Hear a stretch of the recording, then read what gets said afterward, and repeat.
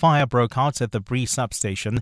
The blaze erupted in the early hours of Friday morning, and while the building is also being used as a residential and commercial area, there were no injuries reported. Yesterday, technicians spent the entire day on site conducting mop-up operations and investigating the cause of the blaze. City spokesperson or City Power spokesperson Isaac Mangena says the repairs will continue. The actual work of repair and replace will start from Monday, and it's anticipated that it will go on until the end of the week, say Friday. We had 2 days of doing nothing really, waiting for the clearance from both EMS and also the structural engineers. Gauteng's Roads and Transport MEC Bongani Bingwa has urged scholar transport operators struggling with their license applications to return to the department for assistance, stressing that learner safety cannot be compromised. Bingwa hosted a provincial scholar transport stakeholder meeting in the Johannesburg City Hall yesterday, which focused on learner safety and compliance for transport operators. This meeting comes after 12 children died in Vandalbale Park when their scholar transport vehicle collided head-on with a truck last month. Puleng Make reports. During the meeting, operators were reminded to obtain school authorization letters and ensure they have formal contracts with parents or guardians. MEC Bingwa also emphasized that all operators must ensure their vehicles are roadworthy. Here we are not compromising. The vehicle must be roadworthy, and they know a roadworthy vehicle. To roadworthy your vehicle does not even take an hour. You go to a testing center, they do a roadworthy test for you. They give you a certificate immediately after. Since last year, over 1,500 operators have applied for licenses, with more than 500 approved and over 1,000 still in the finalization process.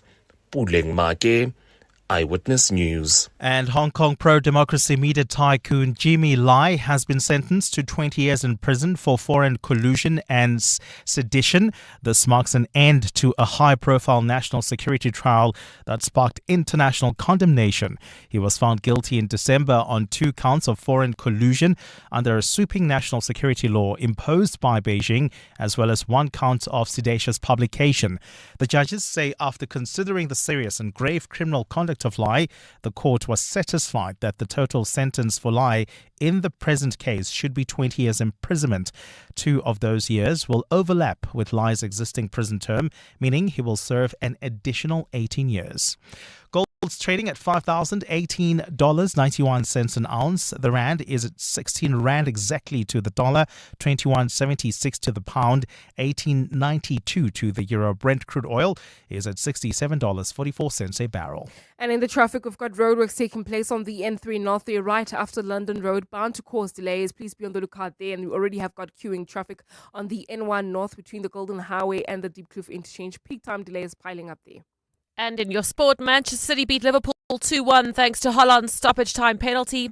Richards Bay beats Sibolelo on penalties to go to the last 16 of the Nedbank Cup with TS Galaxy. Blitzboks are Perth Sevens champions after a dramatic 2-point win over Fiji. And the Proteas open their T20 World Cup campaign this afternoon against Canada at 3:30. A partly cloudy day in store for Gauteng today. Johannesburg starting at 17 degrees, peaking at 27. Pretoria 20 and 30 degrees. Vereeniging 18 and 30 degrees as well. The top story in EWN this hour, it's emerged that before his death by suicide, former police reservist Wandre Pretorius was seen in a heated argument with a woman believed to be his wife. EWN, in touch, in tune and independent. For the latest, visit ewn.co.za or download the EWN app. Calling all the brightest minds in Gauteng. Time to flex your general knowledge smarts in the brain of 702.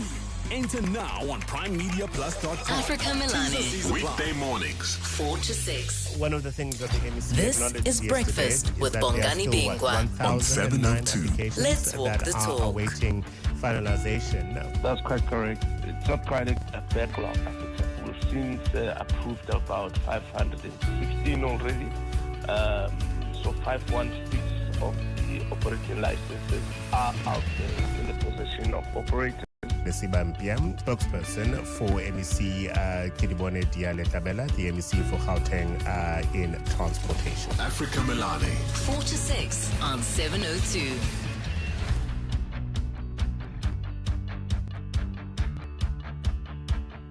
7 minutes after 6 o'clock, it is a Monday morning. It's the 9th of February, the year of our Lord 2026. Welcome to the show. Wherever you are listening to us from, are you still lying in your bed, rubbing your eyes? Already at the gym? Maybe on your way back from the gym if you're part of the 5 a.m. club? And also, how long do you train for? I was talking to someone the other day and we're going to meet after gym. They're going to be training there for 4 hours. I thought, how long are you in the gym for? I'm just curious, just as an aside.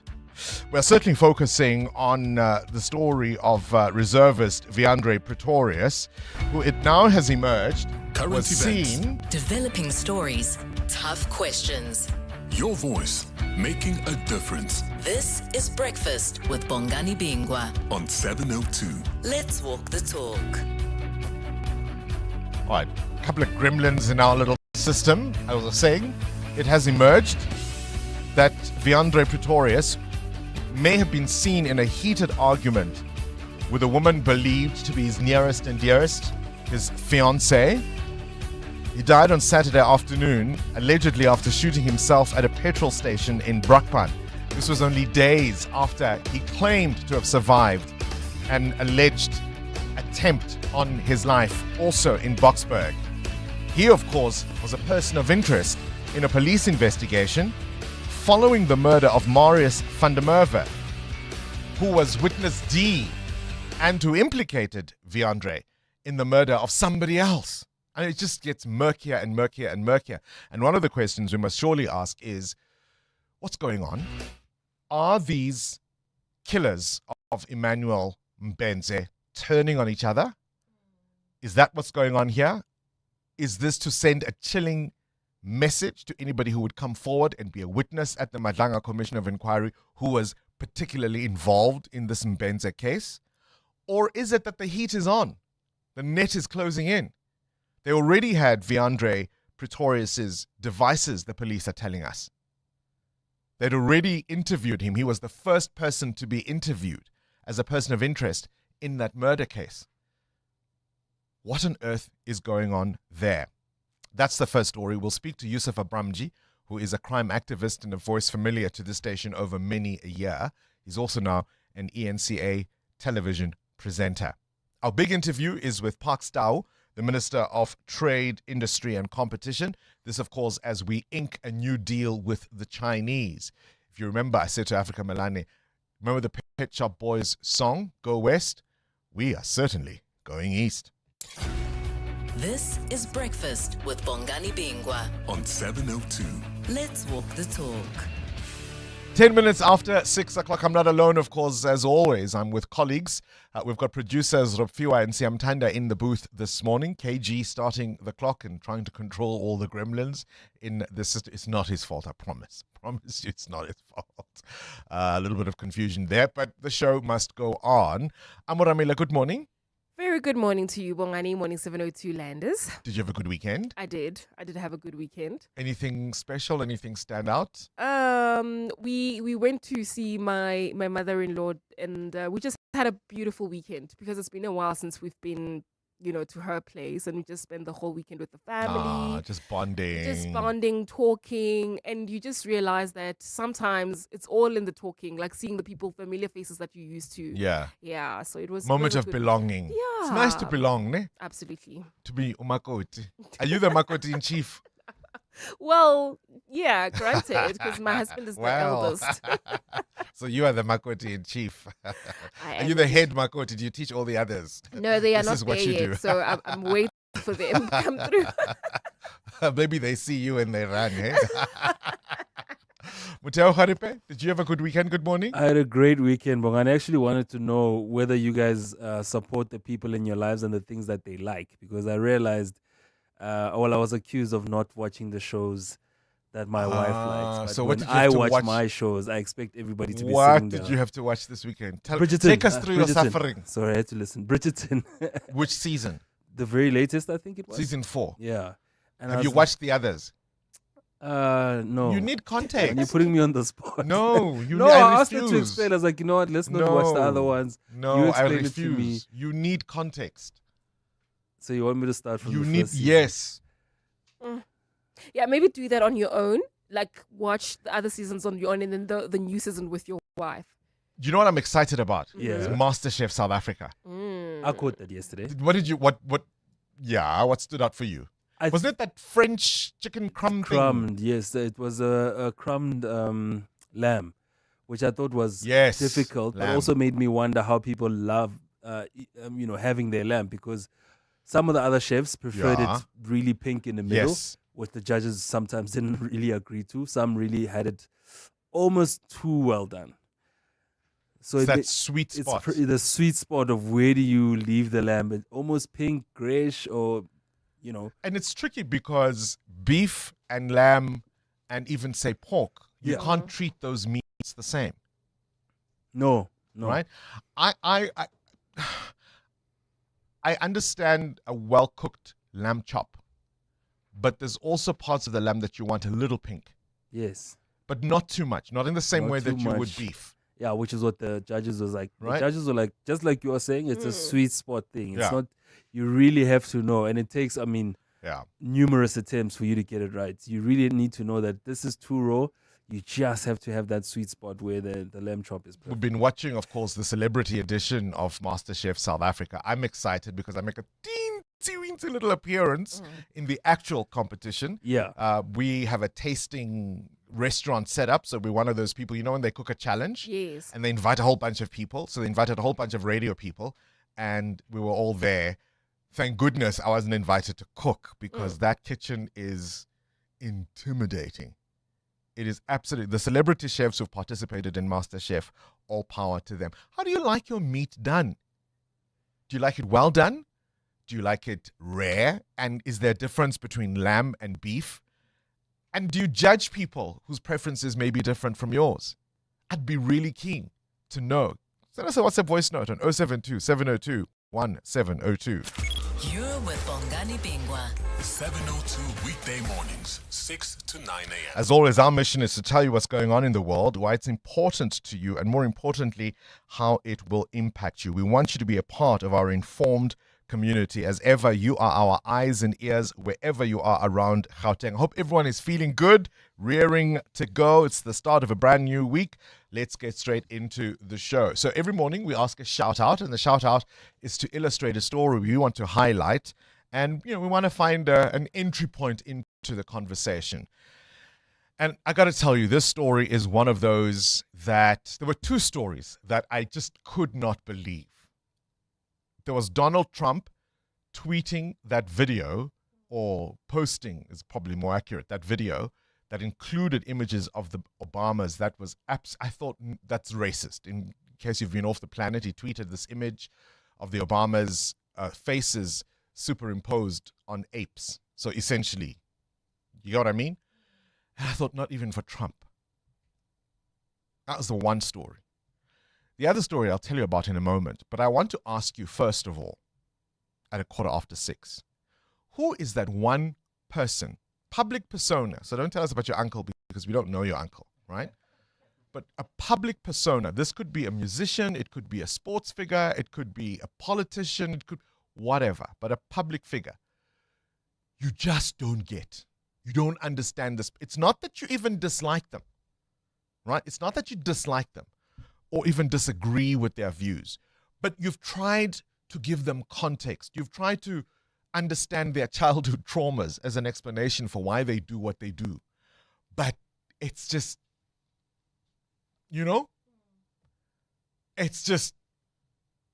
it's not coming together, right? The switch is not coming on. Who is that one person? No matter how much you've tried to understand them, you just go, I don't get how you arrive there. And I'll give you an example. I asked this question to Africa Milani. Yeah. And he says Jacob Zuma. Now, there's lots of issues with Jacob Zuma. But I get why Jacob Zuma is Jacob Zuma. I get his context. I get a guy who comes from rural Ngandla with a standard 3 education, getting involved in the struggle, hustling to survive. I get how that kind of guy ends up being as corruptible as he was, because he spent his entire adult life living on other people's largesse. Right? I get it. I may not like it. I may not agree with some of his personal choices, but I see how he got there. I will tell you, I even get Donald Trump. Donald Trump is who America pretends it is not. And he's forced them to reckon with who they are as a country. Because they pretend they are the land of the free and all these other wonderful things. And Trump has front and center said, actually, this is who we are. And guess what? They like it. They like it. They relate to him because of who they are. Right? I get Trump. So, who is that one person for you just don't get? Amo? For me, it definitely has to be suspended Police Minister Senzo Mkhunu. I cannot understand, following all the corruption allegations and just this whole cloud around him. I don't get why he doesn't resign. I don't understand. After everything that's been said. Everything. I think for me, the one dignified thing to do would be that, because I understand that he still has a salary that's been paid. He still has got the VIP protection, staff. Everything is still the same, only that he's not doing the job. And for me, that's just a bit selfish. I find it a bit selfish. All right, Mateo? For me, that would have to be Elon Musk. For all his great feats, everything is achieved. He still feels like the world is out to get him, especially the South African world for some reason, But it's just, I cannot understand, with everything that he has, everything is achieved. How do you still become the victim? Yeah, that would be a good one, right? Especially because he's so brilliant. You wish he wasn't. Exactly. But he's not he's not dumb at all, actually. I wanted to say he's not nearly as dumb as would be convenient, but he's not dumb at all. So you kind of don't make the logical leap. All right, 072-702-1702. Send us a WhatsApp voice note. I want to bring to your attention a story that was on the front page of the Sunday Times yesterday. Their reporter, Lizeka Thandwa, spoke to the Gauteng Health MEC, Nomantu Nkomo Ralihoko, and they were talking about overcrowding in public hospitals. And one of the questions Lizeka puts to the MEC of Health in Gauteng is, why is there so much overcrowding in our public hospitals? Particularly, of course, we're talking about inpatient care. Now, anybody who's ever been to a public hospital will know why the question was asked in the first place. Have a listen to their exchange. At no stage that there was a person that slept on the floor. If you have seen it, I've not seen the people sleeping on the floor, because even now we're buying beds. In fact, we're even taking some of the beds to the clinics. Last week I was in Vereeniging and I was distributing 250 beds, getting the new ones. They're still new, even those ones. So the problem of people sleeping on the floor, it may be the facility is small, but now we have a referral system again to overcome that problem that you're talking about. When the ambulance goes to Para, for example, they know that there is no bed. We don't send people to Para. We divert to the nearest hospital where their beds. I've clustered the hospital so that we deal with the problem of you that we have seen that person that was sleeping on the floor.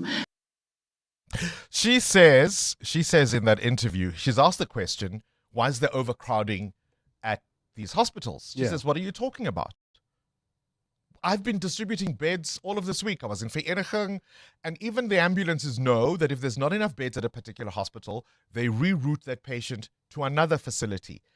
And the reporter, Lizeka Thandwa, says, but hang on, I've seen patients on the floor. She says, no, there's no such. There's no patient sleeping on the floor. Which hospital?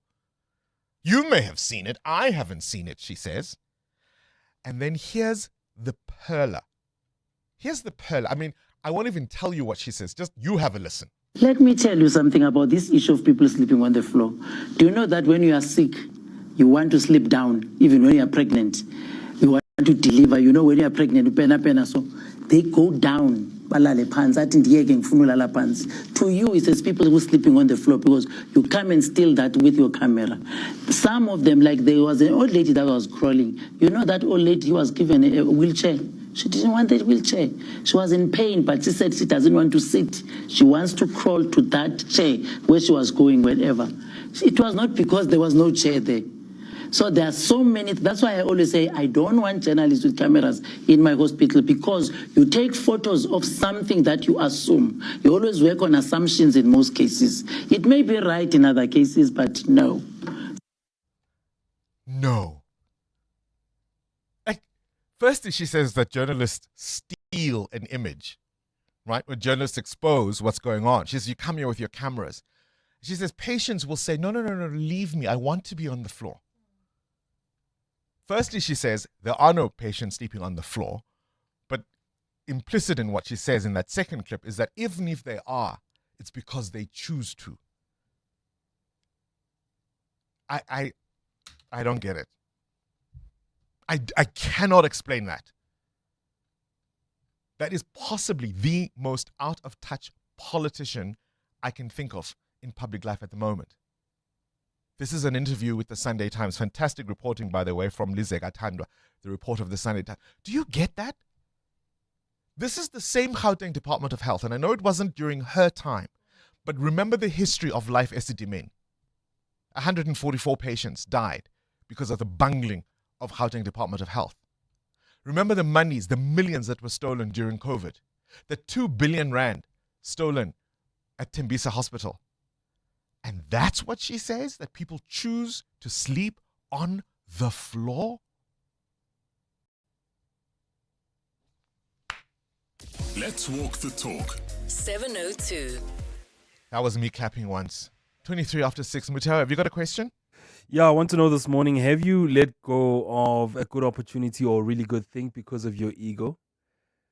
Where you were like, no, I'm not going to go into this particular friendship, or I'm going to jeopardize this particular deal because I feel I'm not valued enough.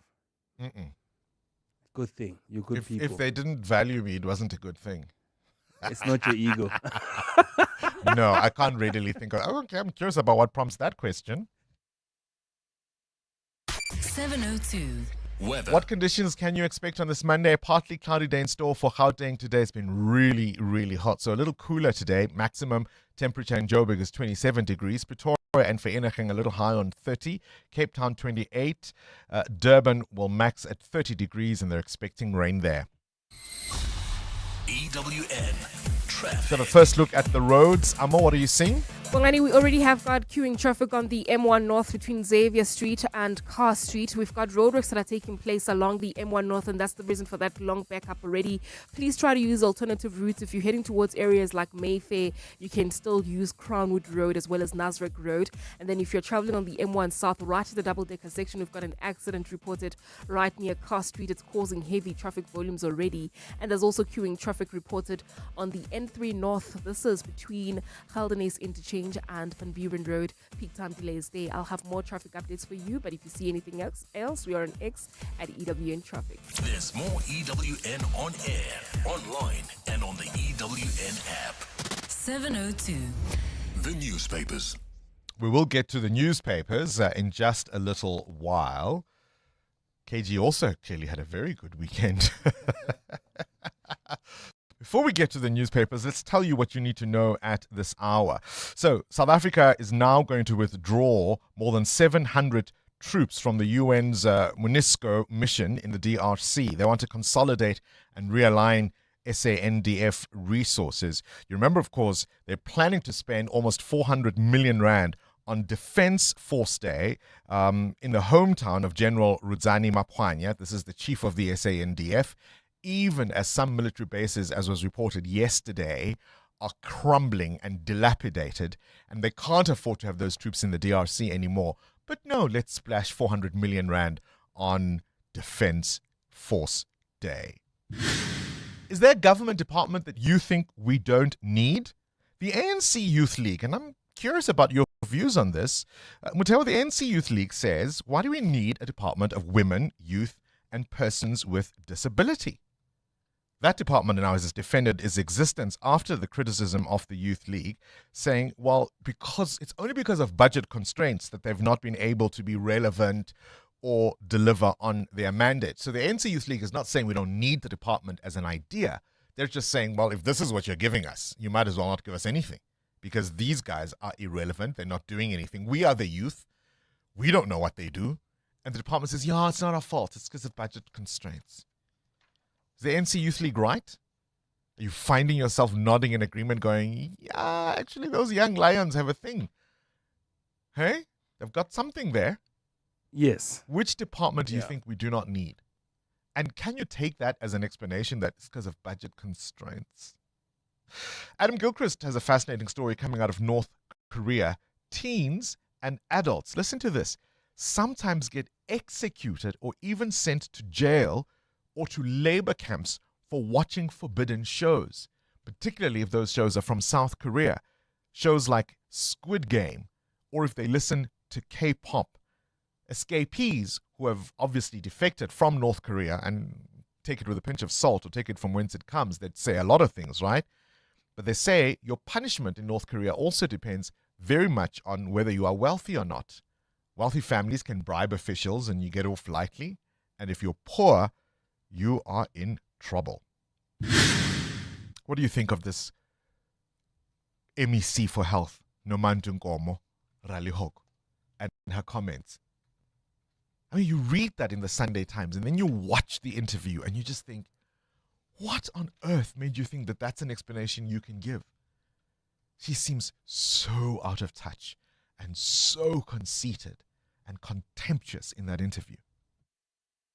Do you care about songwriters at all? I come from the era of LPs and albums, and you used to follow not only the artist, but you'd follow producers, songwriters, and you'd like a song if you knew who had written it, right?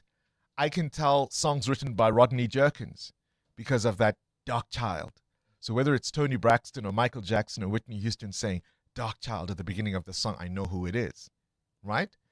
Y'all know what this is? Who's that?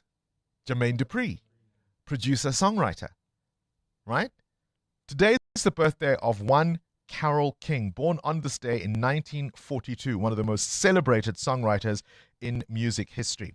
Her 1971 album Tapestry became a global success. It was at a point the best-selling album of all time until Michael Jackson's Thriller came along and blew that out of the water. So many famous hits from the album Tapestry that have been covered by other artists. I'd love to know, if you care about songwriters, who's your favorite? 702. The newspapers. Now we can do the newspapers. Sfisa Zulu, Good morning. welcome back. Thank you. And a belated happy birthday wish. Thank you very much, Bongani. I Hey, appreciate it. have the greys started showing? Yes, they have. Really? Actually, they started last year already. Last year, I'm looking. my beard and somewhere here. But okay. I embrace growth. Well, so a it's happy amazing. birthday. Thank you. You feel like you've learned something and you've grown in this last year? Yeah, totally. Let me ask you what Oprah always asks her guests. What do you know for sure? What I know for sure, Bongani, is that there are arguments that are expected to start today in a landmark US trial that could establish a legal precedent on whether social media companies are deliberately designing their platforms to lead to addiction, especially in children.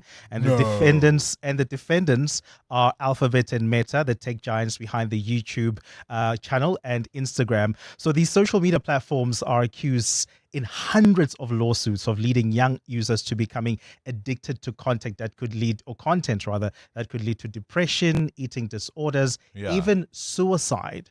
And the plaintiffs of these lawyers are borrowing strategies from the late 1990s and early 2000s against the tobacco industry that said that there was advertising of tobacco and cigarettes, and then it led to people buying and people getting sick. So then it leads to the question of the responsibility of social media companies or platforms of protecting young users. Look, as far as the harmful effects, that perhaps is a different debate for me. But social media platforms designed for addiction by users? Who would think that? EWN Business. All right, you let a good opportunity slip from your fingers because of your ego. Was it a friendship? Was it a great job? Was it a business deal? Who would do that, Muteo? That's the question I'm asking this morning. Bongani, it was tipped to be one of the mega mergers of the mining global sector, but the deal has fizzled out. The proposed $260 billion merger between Rio Tinto and Glencore has been abandoned, with both parties walking away from the deal. The merger would have established the biggest mining corporation in the world, worth about 4.1 trillion rand. But it seems it's a case of too big to merge at this moment, as both parties butt heads over the spoils. Rio Tinto says it couldn't reach an agreement that would deliver value to its shareholders, while Glencore felt the offer undervalued its copper business and growth pipeline, thus not lucrative for its entity. The collapse of the deal has impacted shares for the companies, with Glencore down 10.8% on Friday and Rio Tinto also slipping. Global miners are racing to take up metal assets, including copper, set to benefit from the energy transition and the AI machine demand.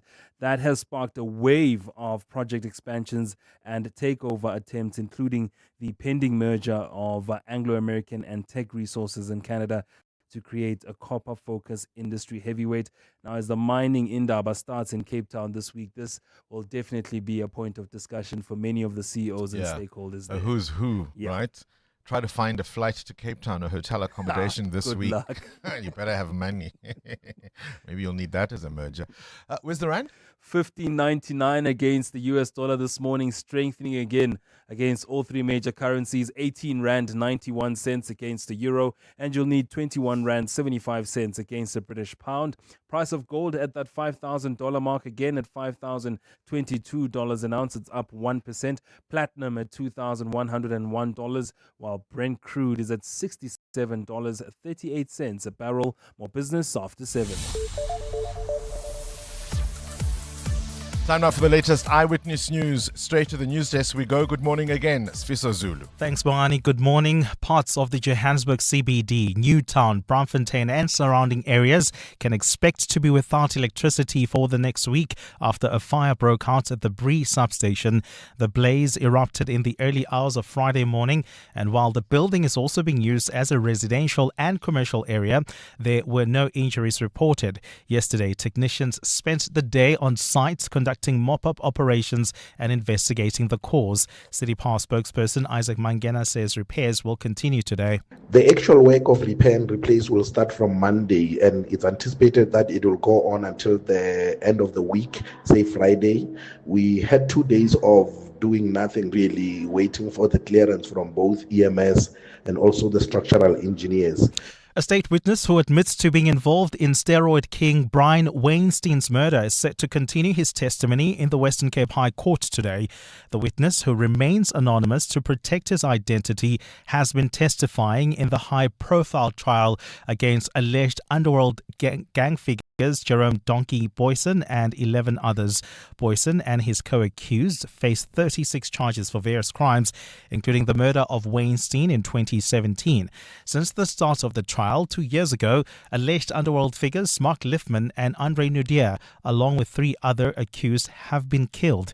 Carlo Peterson has been following proceedings. A state witness who can only be identified as Mr. X already testified to being present at a meeting when Jerome Boyson and the now deceased Mark Liffman and Andre Nudier allegedly plotted Brian Weinstein's murder. Mr. X admits to being involved in the murder in an alleged plot by Liffman, Boyson and Nudier to take over Weinstein's illegal steroid business. The witness told the court he was also an informant for criminal intelligence police officers investigating Weinstein at the time. Mr. X says he received 120,000 rand for information which helped police make steroid busts on Weinstein. He will be back in the witness box today. Carlo Peterson, Eyewitness News. And taking a quick look at Newsmaker International headlines, 30 people have died in a crash in Nigeria's northern Kano state. Authorities say the accident involved a trailer which allegedly crashed due to the driver's reckless driving. Road accidents are frequent in Nigeria, where the network is poorly maintained and the highway code rarely respected. In 2023, the country's federal road safety body said 5,400 people had been killed and in 9,570 road accidents across the country. And a man who shot and killed 51 people in 2 New Zealand mosques in 2019 has launched an appeal seeking to overturn his conviction. Branton Tarrant, an Australian former gym instructor, admitted carrying out New Zealand's deadliest modern-day mass shooting before being sentenced to life in jail in 2020. Now, the convicted killer argues that his torturous and inhumane detention conditions during his trial made him incapable of making rational decisions when he pleaded guilty. Armed with an arsenal of semi-automatic weapons, Tarrant attacked worshippers at two mosques in Christchurch in 2019. He published an online manifesto before the attacks and live-streamed the killings for 17 minutes. His victims were all Muslim and included children, women and the elderly. A partly cloudy day in store for Gauteng today. The temperatures are at lows of 17 and 20 degrees, peaking at highs between 27 and 30. And in the traffic, we've got an accident on the M1 South that happened near Car Street. Delays as you approach the double-decker section. While traveling on the northerly direction, we've got roadworks taking place between Xavier Street and the Crown turnoff, causing heavy delays. The top story this hour, parts of the Johannesburg CBD, Newtown, Braamfontein and surrounding areas can expect to be without electricity for the rest of the week. Smart Steve from Momentum, hello. Smart Steve, my daughter just turned 18, right? And now she's got a license and a boyfriend. You're worried about her safety. With Momentum Safety Alert, she can access help 24/7. Is that the emergency response version of Curry in a Hurry? For sure. She can get help at the touch of a button for free. Free? For all that and all? Visit momentum.co.za or call 0860 006 784. Momentum Insure, keeping you safe on your journey to success. Momentum Insure is an authorized non-life insurer. T's and C's apply. For over 30 years, Bid Air Cargo has been keeping South Africa's supply chain moving, giving our economy the dedicated cargo capacity it needs. Whether it's really, really urgent, oversized, or hazardous, when a shipment has to fly, we make it happen. Linking all major airports with reliable freighter services, our promise delivers. Bid Air Cargo. Every kilo counts. The Money Show. Weekday evenings at 6. DTIC Minister Parks Tao, he signed that framework agreement with China that will get our companies duty-free access to Chinese markets by the end of March. So we are opening up to new trade avenues, but we are going to be recipients of other products that come into our own economy from China, which domestic companies might not be able to compete with. So there are opportunities and risks depending on how the trade deals are structured. Azam Flangas, the chief economist. The Money Show on 702.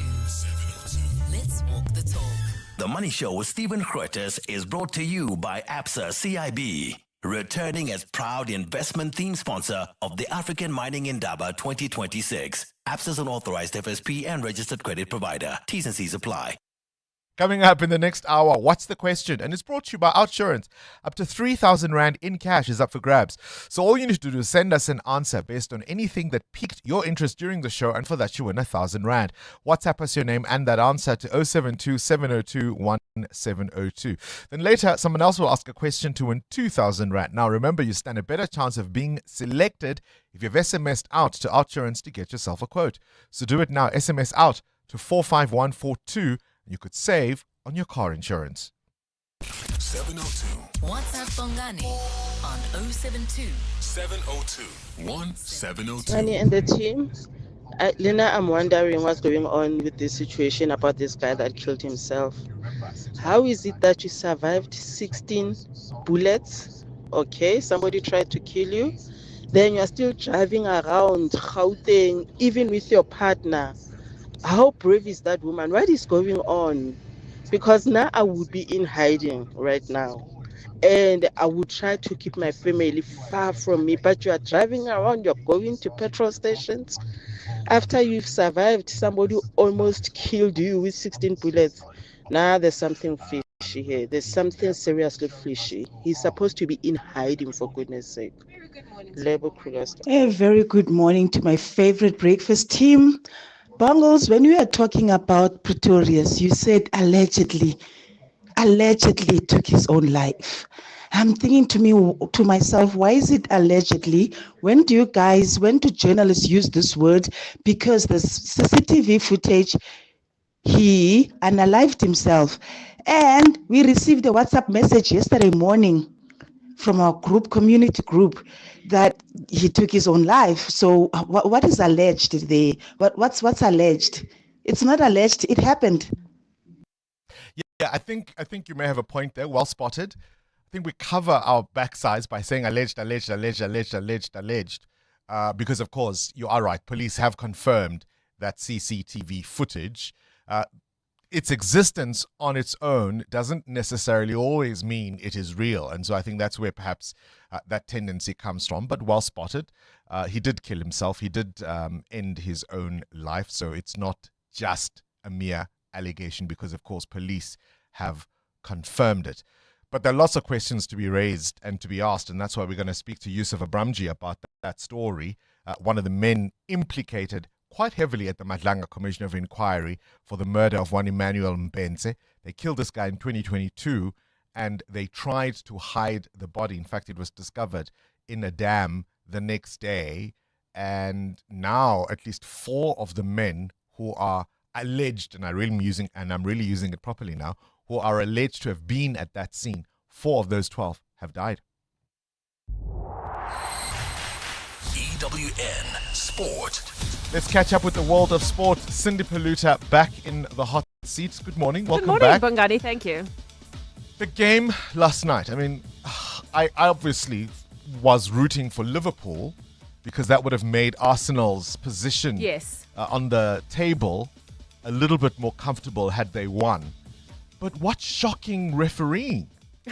In general, or for that game. I mean, goodness me. So Arne Slot and Pep Guardiola have both said afterwards, I don't think that Szoboszlai should have got a red card. So if you missed it yesterday, Manchester City did beat Liverpool 2-1. So the gap between City and Arsenal is only 6 points, as it was before. It would have been 9 had City lost. And Liverpool were ahead because Szoboszlai had put them ahead. They were 1-0 up. Then Silva cancelled that out. So then you're kind of, as an Arsenal fan, going, well, this is great. Nobody's winning. Yeah. And then Haaland got an injury time penalty. He puts them 2-1 up. And then there's drama on the one side of the field. City goalkeeper saves a shot, and then from that resulting ruckus and whatever in the box, the ball goes down the field. Shirky from the halfway line sees Alisson, the Liverpool keeper, has run up the field and is nowhere near the goal. So he shoots. He takes his shot, and the ball's going towards, and it's going in. There's nobody there. Szoboszlai is running down the field to try and stop this ball at the last minute. Him and Haaland are both running because Haaland's like, no ways, buddy, I'm going to get there first. He steams past him. Szoboszlai tugs on Haaland's shirt. Haaland then pulls Szoboszlai back, and you could argue that Szoboszlai might have, heroic. He would have to be Usain Bolt to have stopped it. But in all of that, the ball goes in. The ball goes in. And VAR goes, come back, everybody, come back. No goal. We're going to now say it was an infringement when Szoboszlai first pulled Haaland back. So we're going to take a free kick from there. And then from there, Szoboszlai gets shown a red card, which everybody felt was harsh. But also no one wins. But then also earlier in the game, Shirky had pulled on Salah's shirt, which is what Arne Slot is saying. He's saying, well, if that's a red card, then earlier in the game, that's also a red card. But anyway, here is Red's boss, Arne Slot, exactly agreeing with you that there were plenty of wrong calls. When you ask me what do you think about the decision, I thought, what do you mean? Do you mean the disallowed goal at City? The header from us? Do you mean the penalty they got in the away game against us? Do you mean the clear red card on Mo Salah in the second half? Do you mean the penalty they got in the second half? Do you mean this decision? Only over 2 games, and the ones that follow Liverpool know how many decisions of this I can come up with in all the other games as well. In the day's other game, Crystal Palace beating Brighton 1-0. Sundowns kept their CAF Champions League hopes alive despite a 1-0 draw with Saint Eloi Limpopo in the Confed Cup. Kaizer Chiefs close to the quarterfinals after a 2-1 win over Al Masry. Nedbank Cup round of 32, Richards Bay needed penalties to beat Siwelele after their game finished 3-3. TS Galaxy knocked out Maruma Galant 1-0. Blitzboks are Perth 7 champions. They beat Fiji 21-19 in the final. It moves them up to second on the overall table. While in the Six Nations, England tops the table after beating Wales by 41, followed by France and then Italy, who beat Scotland by 3. The Proteas open their T20 Cricket World Cup campaign against Canada at 3:30 this afternoon. So far, the tournament has seen no major upsets. The top sides have all won, but England left it until the last ball yesterday to beat Nepal by 4 balls. Sunshine Tour Golf, England's Will Enifer beating South African Henny Otter on a playoff to win the Cape Town Open. And in Davis Cup tennis, Alec Beckley and Philip Henning delivering spectacular performances as South Africa fought back from 2-1 down to beat Montenegro 3-2 in the Davis Cup World Group 2 playoff. Cindy Paluta, Eyewitness News Sport. The Brainy Kids of the Whiz Quiz. On 702. Hello, my name is Jonathan Wiedmont. I'm 11 years old and I go to Yeshiva College. I want to become an engineer when I grow up, and I feel very excited about playing with Uncle Bongani. Jonathan, we're excited to play with you too. Will you be this week's 10,000 Rand winner? EWN. 13 to 7, this EWN traffic brought to you by Outsurance. SMS out to 45142 now. And you could save on your car insurance. If you don't, ask them for 500 Rand. Amo? Well, Bongani, we've got a major accident scene on the M1 South. This one happened right after the Car Street exit. It's causing about a 20-minute hold-up coming out of Empire Road. Please be on the lookout there and try to avoid the Mike 1 North bumper-to-bumper traffic along this route between Xavier Street and Car Street. This is due to roadworks that are taking place along the M1 North as well as peak time delays. So if you're heading towards areas like Parktown as well as Mayfair, please try to use Crownwood Road. If you're traveling on the N3 North, this is between the Elands interchange and the Kilulis interchange. Do you expect peak time delays there? There's also queuing traffic in 4 ways along Winnie Mandela Drive between Witkoppen Road and Leslie. I'll have more traffic updates. Stay tuned. There's more EWN on air, online, and on the EWN app. February may be the month of love, but your hairdresser won't be feeling the love if you're late for your appointment. Fortunately, the Outsurance pointsmen are here to ease traffic congestion so you can get to the salon on time. With the Outsurance pointsmen on the roads for the past 20 years, we can all get to where we need to be quickly and safely. With Outsurance, you really get something out always. In proud partnership with 702, Outsurance is a licensed insurer and FSP. Modern romance is complicated. Swiping left, swiping right, decoding situationships. Flying should not be part of the drama. That's why at Fly Sapphire, there are no mixed signals. Just low fares from only 570 Rand. That's right. If low fares are your love language, we speak it fluently. Get to flysapphire.co.za and use our low fare finder to track down the best flights this month of love. It's hassle-free flying from the heart. Fly Sapphire for the love of flying. T's and C's apply.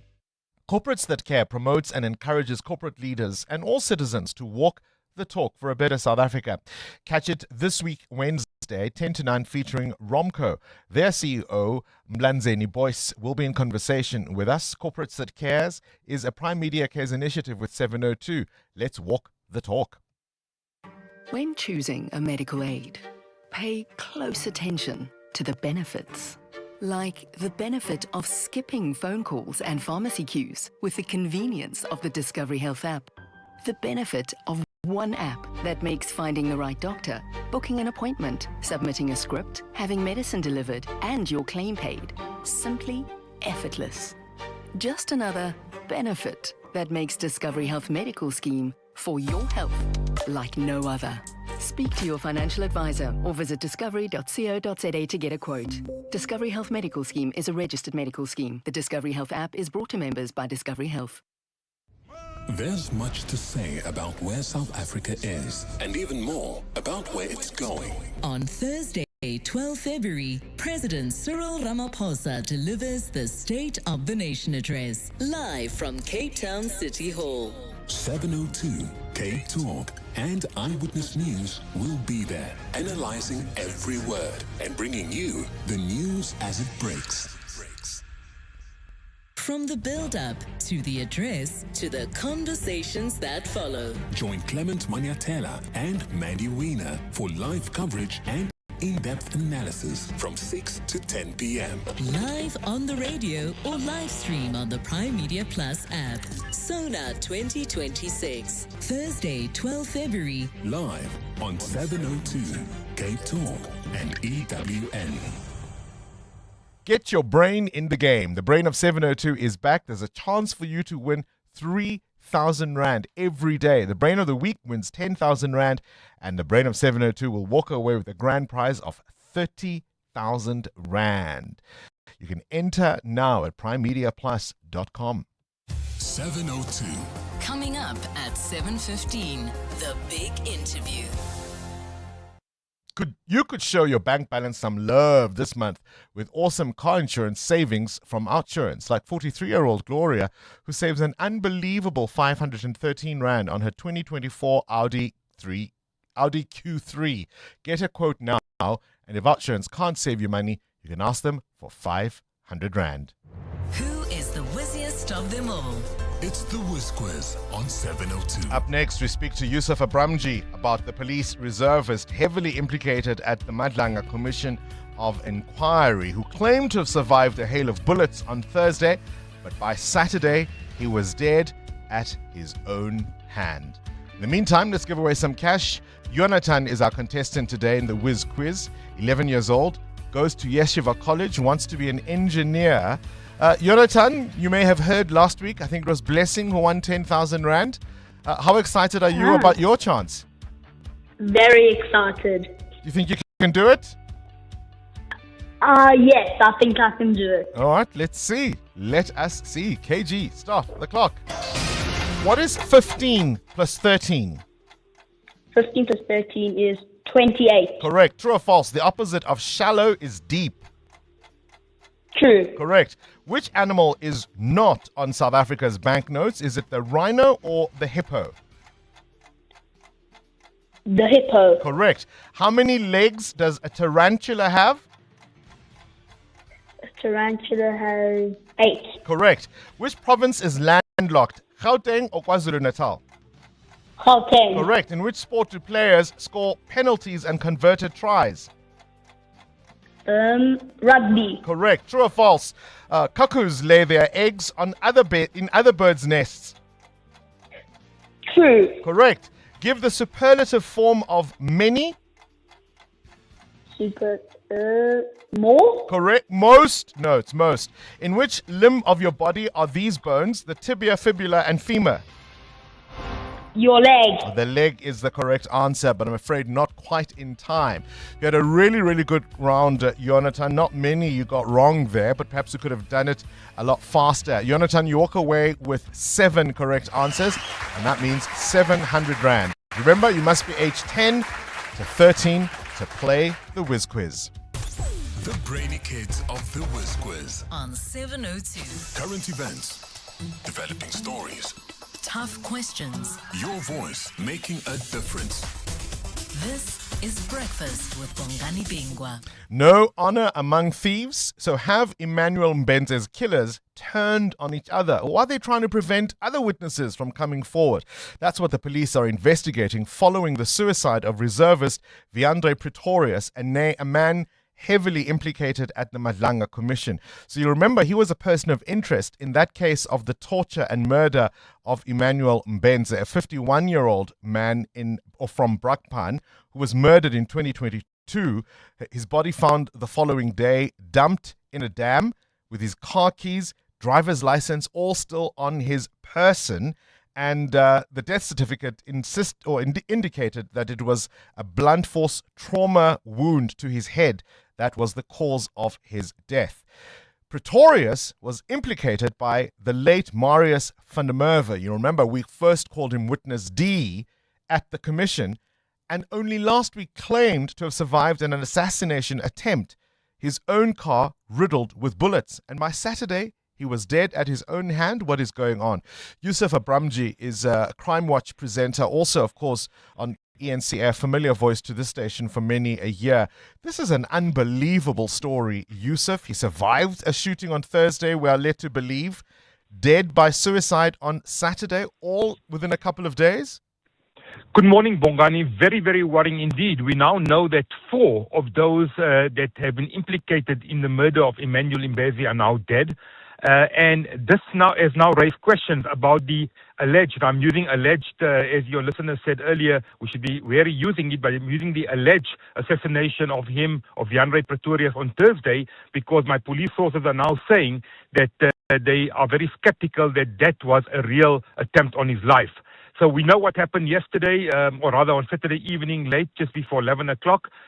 He was seen with his fiancée, Jean-Marie Extien, who is a sergeant at the Benoni Flank Squad. And within moments, 2 gunshots rang out and he fell to his death. And again, the police confirming yesterday for the first time officially that Wandre Pretorius, a former reservist, was one of the suspects or one of the persons of interest, but I hear that he was a prime suspect for the murder of Marius van der Merwe. And remember, he was gunned down on the 6th of December in Brakpan outside his house. I mean, it's unbelievable because we've already heard from the police. They had his devices. They'd taken him in for questioning. And the speculation will be that perhaps Emmanuel Mbente's killers have turned on each other. As you say, 4 of the 12 men allegedly at the scene now dead. It could be, of course, a chilling effect to try and prevent other witnesses from coming forward or sharing information. Or, as I suspect, Yusuf, the net is closing in. Indeed, and I think the latter is what really comes to mind. I think they are running scared. There's no doubt that Wandre Pretorius knew he's going to be arrested. And the IPID that was heading this investigation, believe it or not, 4 years later, no arrests have been made. That raises a lot of questions, Bongani. And he knew that he's going to be behind bars. And I hear that once the arrest was going to be made for the IPID investigation, they would then formalize the charges for the murder of Marius van der Merwe. You remember there was a lot of speculation as to the motive why Marius was killed, linked to Zama-Zamas, linked to the Madlanga Commission, but I believe there is not enough evidence showing that the motive for his murder was linked to Zama-Zamas. It's clearly because he blew the whistle on his friends and former colleagues, and that is where we are now. And again, it raises a question about the safety of people either implicated or witnesses at the Madlanga Commission. And we know what happened to Brown Mogotsi. There again, I believe the police are in the final stages, Bongani, of the investigation, and serious questions have been raised as to whether there was a real attempt on the life of Brown Mogotsi. So I think we can expect some developments over the coming weeks in that particular case. If you just take a step back and more broadly now look at all of this, the couple of processes underway looking at alleged criminality in our law enforcement, whether it's this commission or the ad hoc committee. Yusuf, how much pressure is there now on the National Commissioner to clean this mess up? Well, I think, remember, he's heading up the special investigation team. They're reporting directly to him. And there's also questions about whether he's fit to hold office. We know there's some allegations that have been floating around.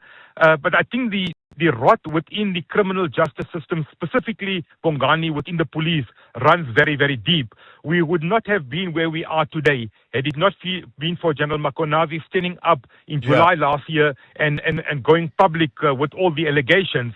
And I think it's only the tip of the iceberg. We are hearing each and every day how the corruption, how the criminality is rife within the police system.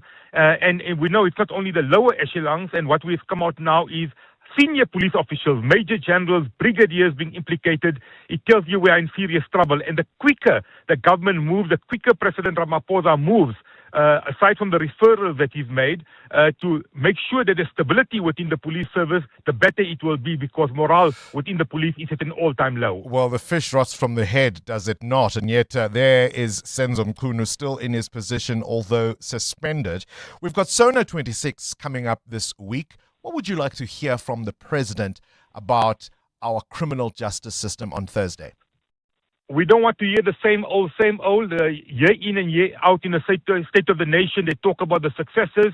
I think the president needs to be assertive. He needs to be decisive. And I would have said it, and I said it before, and I will repeat it. Senzo Mkhunu should have been fired long ago. We need a permanent minister of police. While we're having an acting minister, he doesn't inspire much hope. We need somebody strong. We need somebody very, very assertive in making sure that we bring stability to the police. Well, you've put it very strongly. Appreciate your time as always, Yusuf Abramji, Crime Watch presenter on ENCA and a voice familiar, of course, to 702 over many years. 702. Coming up, the big interview. AGOA has been approved by both houses of Congress. Will President Trump sign it? And we are pivoting east. Up next, we speak to the Minister of Trade and Industry, Pax Dao. This is EWN. There's much speculation around the death of Wandre Pretorius, and the SIU says returning Hangwani Maumela supercars is not really a win for him. Good morning, I'm Sfiso Zulu. It's emerged that before his death by suicide, former police reservist Wandre Pretorius was seen in a heated argument with a woman believed to be his fiancée.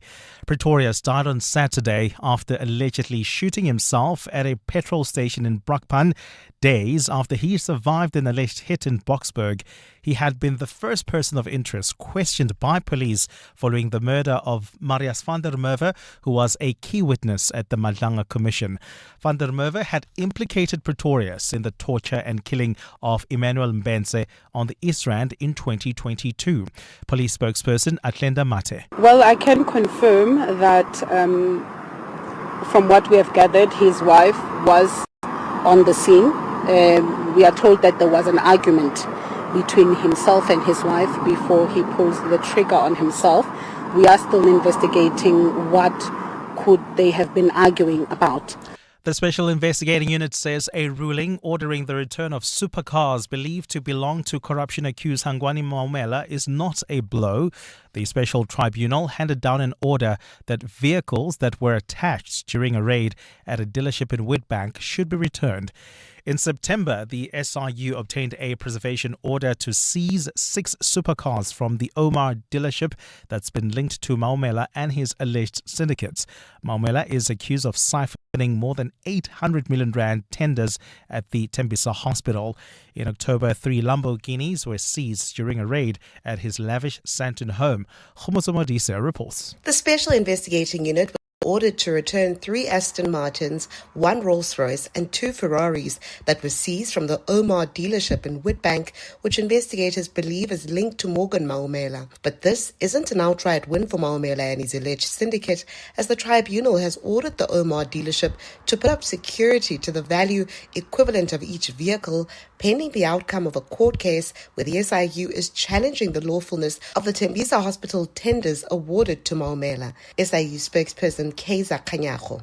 But for us, it's an advantage in the sense that if we are going to give back the cars and they are going to be replaced by immovable properties and money, therefore, we will not have something that will depreciate in our hands.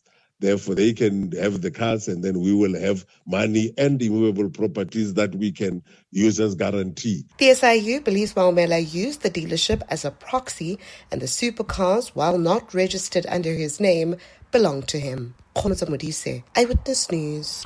Gauteng's Roads and Transport MEC Kidibone Diale-Tlabela has urged scholar transport operators struggling with their license applications to return to the department for assistance, stressing that learner safety cannot be compromised.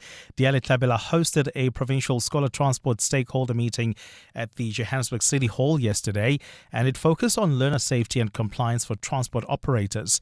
This meeting comes after 12 children died in Fundle Vale Park, where their scholar transport vehicle collided head-on with the truck last month. Buleng Make reports. During the meeting, operators were reminded to obtain school authorization letters and ensure they have formal contracts with parents or guardians. MEC Diale-Tlabela also emphasized that all operators must ensure their vehicles are roadworthy. Here we are not compromising. The vehicle must be roadworthy, and they know a roadworthy vehicle. To roadworthy your vehicle does not even take an hour. You go to a testing center, they do a roadworthy test for you, they give you a certificate immediately after. Since last year, over 1,500 operators have applied for licenses, with more than 500 approved and over 1,000 still in the finalization process. Buleng Make, Eyewitness News. And 3 opposition figures close to Venezuela's Nobel Peace Laureate Maria Corina Machado have been freed from prison. This is part of the release of political prisoners following the capture of leader Nicolas Maduro. The release came as lawmakers prepare to vote tomorrow on a historic amnesty law that's covering charges used to lock up dissidents during almost 3 decades of socialist rule. Some of the charges include terrorism, money laundering, and incitement to violence and hatred. Gold is trading at $5,018.91 an ounce. The rand is at 16 rand exactly to the dollar, 21.76 to the pound, 18.92 to the euro. Brent crude oil is at $67.44 a barrel. And in the traffic, we've got delays in the city of Tshwane Centurion along the N14 East. This is between the R55 and the Brakfontein interchange. There's also queuing traffic reported on the N1 South approaching the Flying Saucer turnoff due to peak time delays. And in your sport, the Proteas opened their World Cup T20 campaign against Canada at 3:30 this afternoon. Holland scored in stoppage time from a penalty as Manchester City beat Liverpool 2-1 at Anfield. Richards Bay and Maruma Golant are through to the last 16 of the Nedbank Cup. And the Blitzboks, the champions of the Perth Sevens, with a last-minute 2-point win over Fiji. A partly cloudy day in store for Gauteng today. Johannesburg is at a low of 17 degrees, peaking at 27. Pretoria 20 and 30. Vereeniging 18 and 30 as well. The top story in EWN this hour.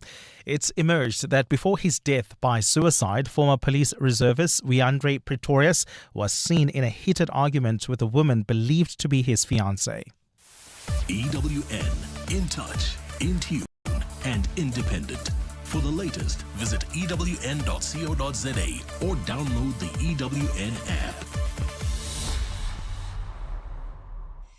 Calling all the brightest minds in Gauteng. Time to flex your general knowledge smarts in the brain of 702. Enter now on primemediaplus.com. T's and C's apply. This is Breakfast with Bongani Bingwa On 702. Let's walk the talk. Gosh, so much on the go. The story. All kinds of questions now being raised about this former reservist who police have confirmed took his own life on Saturday. Firstly, being implicated in the Madlanga Commission of Inquiry.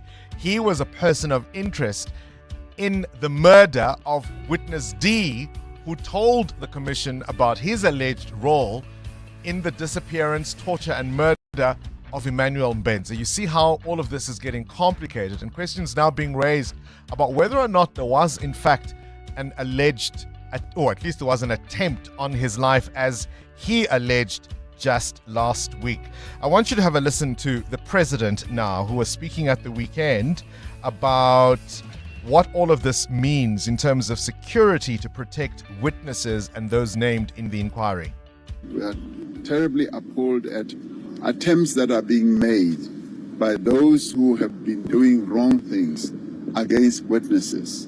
And we want to tighten security much more so that those witnesses who are giving evidence online should not be easily identified. But it is completely unacceptable.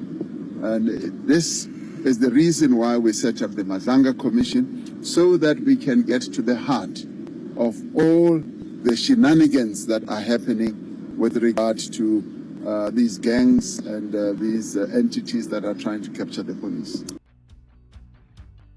The president speaking, of course, at the weekend. He was at a walkabout at the National Command Center in Brooklyn on Thursday. Yesterday, police spokesperson Brigadier Atlenda Mate telling the media that an inquest docket has now been opened following the death of Wandre Pretorius. So Wandre Pretorius was one of 2 persons of interest right after witness D was murdered that was taken into questioning, and certain items seized such as firearms and cell phones. We are investigating the attempted hit on Wandre Pretorius that allegedly took place outside his home on Thursday, which is a matter that he reported, that there was a hit on his life. Our ballistics experts took the necessary evidence and they are examining it. And at a later stage, we will then provide feedback on how far that investigation is. But in terms of this latest incident, we have registered an inquest docket into the suicide of Wandre Pretorius. This is Breakfast with Bongani Bingwa on 702. Let's walk the talk. Said to you earlier, 10 after 7, if you've just joined us, welcome to the program. I said there were two stories over the weekend that left me in disbelief, and that doesn't happen to somebody who's been around for as long as I have very often. The first was images that were circulated on social media, posted by the US President Donald Trump, depicting his one of his predecessors, I should rather say, because now he's both 45 and 47, so he's got two predecessors, the Obamas, depicting them in the most typical racist trope, superimposing their faces on the bodies of apes. And it was on his account for more than 12 hours, even as there was an uproar and outrage about that post. And it was eventually taken down by the White House, whose initial response to the criticism was that this was fake outrage, that there were other things that matter to Americans rather than that post. And then later they blamed a junior staffer for having posted it. But it seems President Trump muddied the waters a little by saying that no, actually he posted it and that he had seen it, just hadn't seen all of it. But even after the uproar, Donald Trump isn't sorry. Mr. President, a number of Republicans are calling on you to apologize for that post. Is that something you're going to do? No, I didn't make a mistake. I mean, I look at a lot of thousands of things. I looked at the beginning of it. It was fine. Please, do you condemn the racist parts of the video? Of course I do. Yeah, no, I didn't make a mistake. I mean, I look at a lot of thousands of things. I looked at the beginning of it. It was fine. They had that one post, and I guess it was a takeoff. By the way, a lot of people covered. If you look at where it came from, I guess it was a takeoff on The Lion King, and certainly it was a very strong post in terms of voter fraud. Nobody knew that was at the end. If they would have looked, they would have seen it, and probably they would have had the sense to take it down. As I say, my initial response to this was disbelief. I thought not even Trump would do this. But it turns out he has. The other story was on the front page of the Sunday Times yesterday. Their reporter Lizeka Tandwa interviewed the Gauteng Health MEC Nomantu Nkomo Raluhoko, talking to her about overcrowding in our hospitals in the province, and the MEC denies there's any such overcrowding. She denies having seen any patient sleep on the floor. But the extraordinary claim she made was that those who do so choose. I've played this clip a little earlier, and it bears repeating because I can't make sense of it. Tell me if you can. Let me tell you something about this issue of people sleeping on the floor. Do you know that when you are sick, you want to sleep down, even when you are pregnant? You want to deliver. You know, when you are pregnant, so they go down. To you, it says people who are sleeping on the floor because you come and steal that with your camera. Some of them, like there was an old lady that was crawling. You know that old lady was given a wheelchair. She didn't want that wheelchair. She was in pain, but she said she doesn't want to sit. She wants to crawl to that chair where she was going, wherever. It was not because there was no chair there. So there are so many. That's why I always say I don't want journalists with cameras in my hospital, because you take photos of something that you assume. You always work on assumptions in most cases. It may be right in other cases, but no. Yeah, ne? People choose to sleep on the floor. Now, I've never been pregnant, and I can understand that comes with challenges, but we're not going to provide beds because people choose to sleep on the floor? Is that possibly the most out-of-touch comment you've heard from a political leader this year? 702. Up next. The Big Interview. The Big Interview is with the Minister of Trade, Industry and Competition, Mr. Park Stow. Lots to unpack with him coming up in just a moment. In the meantime, the Basic Education Minister, Sivue Kwahube, has highlighted that over 400 schools, I think it's 435 of them, don't offer mathematics to matric learners, and she says this is something that needs to change. Volleyball was invented on this day by one William G. Morgan, and it was meant to be a less physically demanding alternative to basketball. Michael B. Jordan, the actor, was born on this day in 1987. You'll know him, of course, as Eric Killmonger in Black Panther. He's also nominated for the movie Sinners this year. That's what you need to know. EWN Traffic. 7:15, a quick traffic update. There's a crash in Benoni. Amo? That's correct, Bongani. This is along the N12 West approaching Tom Jones Street. It's causing heavy traffic volumes from Snake Road. Please be on the lookout there and try to avoid. You can still use the N17 West into areas like Germiston as well as Boksburg. Otherwise, traveling on the M2 West, queuing traffic between Hardwick Road and the Crown Turnoff. More updates coming up. Stay tuned. There's more EWN on air, online, and on the EWN app. 702. The Big Interview with Bongani Bingwa. 7:16. Onto this now. From citrus fruit to wine to rooibos tea, wool and manufactured goods. There is an appetite for products from South Africa. On Friday, Minister Parkstyle signed a trade framework with his Chinese counterpart, Minister of Commerce, Wang Wentao. The China-Africa Economic Partnership Agreement promises zero tariffs on all South African exports to China under World Trade Organization rules. It comes, of course, as both houses of Congress have now signed or at least passed the AGOA Treaty, but will President Trump sign it remains the question. The minister joins us now. Always a pleasure to have you on our show. Thank you for your time. Thank you very much, Mohan, and good morning. You've had a busy year so far, have you not? It's been quite hectic, but then I guess it was a continuation of the last year. All right, let's talk firstly about this agreement, the China-Africa Economic Partnership Agreement. What opportunities does it present for South Africa? It presents great opportunities because the Chinese have offered zero tariff access to the Chinese market. They've also made an offer not to have any quotas on the products agreed to. And in fact, I should say all products have access to the Chinese market, but of course you need to go through the necessary processes, whether it's sanitary and phytosanitary conditions with regards to agricultural products, or whether it's standards issues with regards to manufactured products. We need to go through those processes, but actually the Chinese have offered zero tariff access into the Chinese market.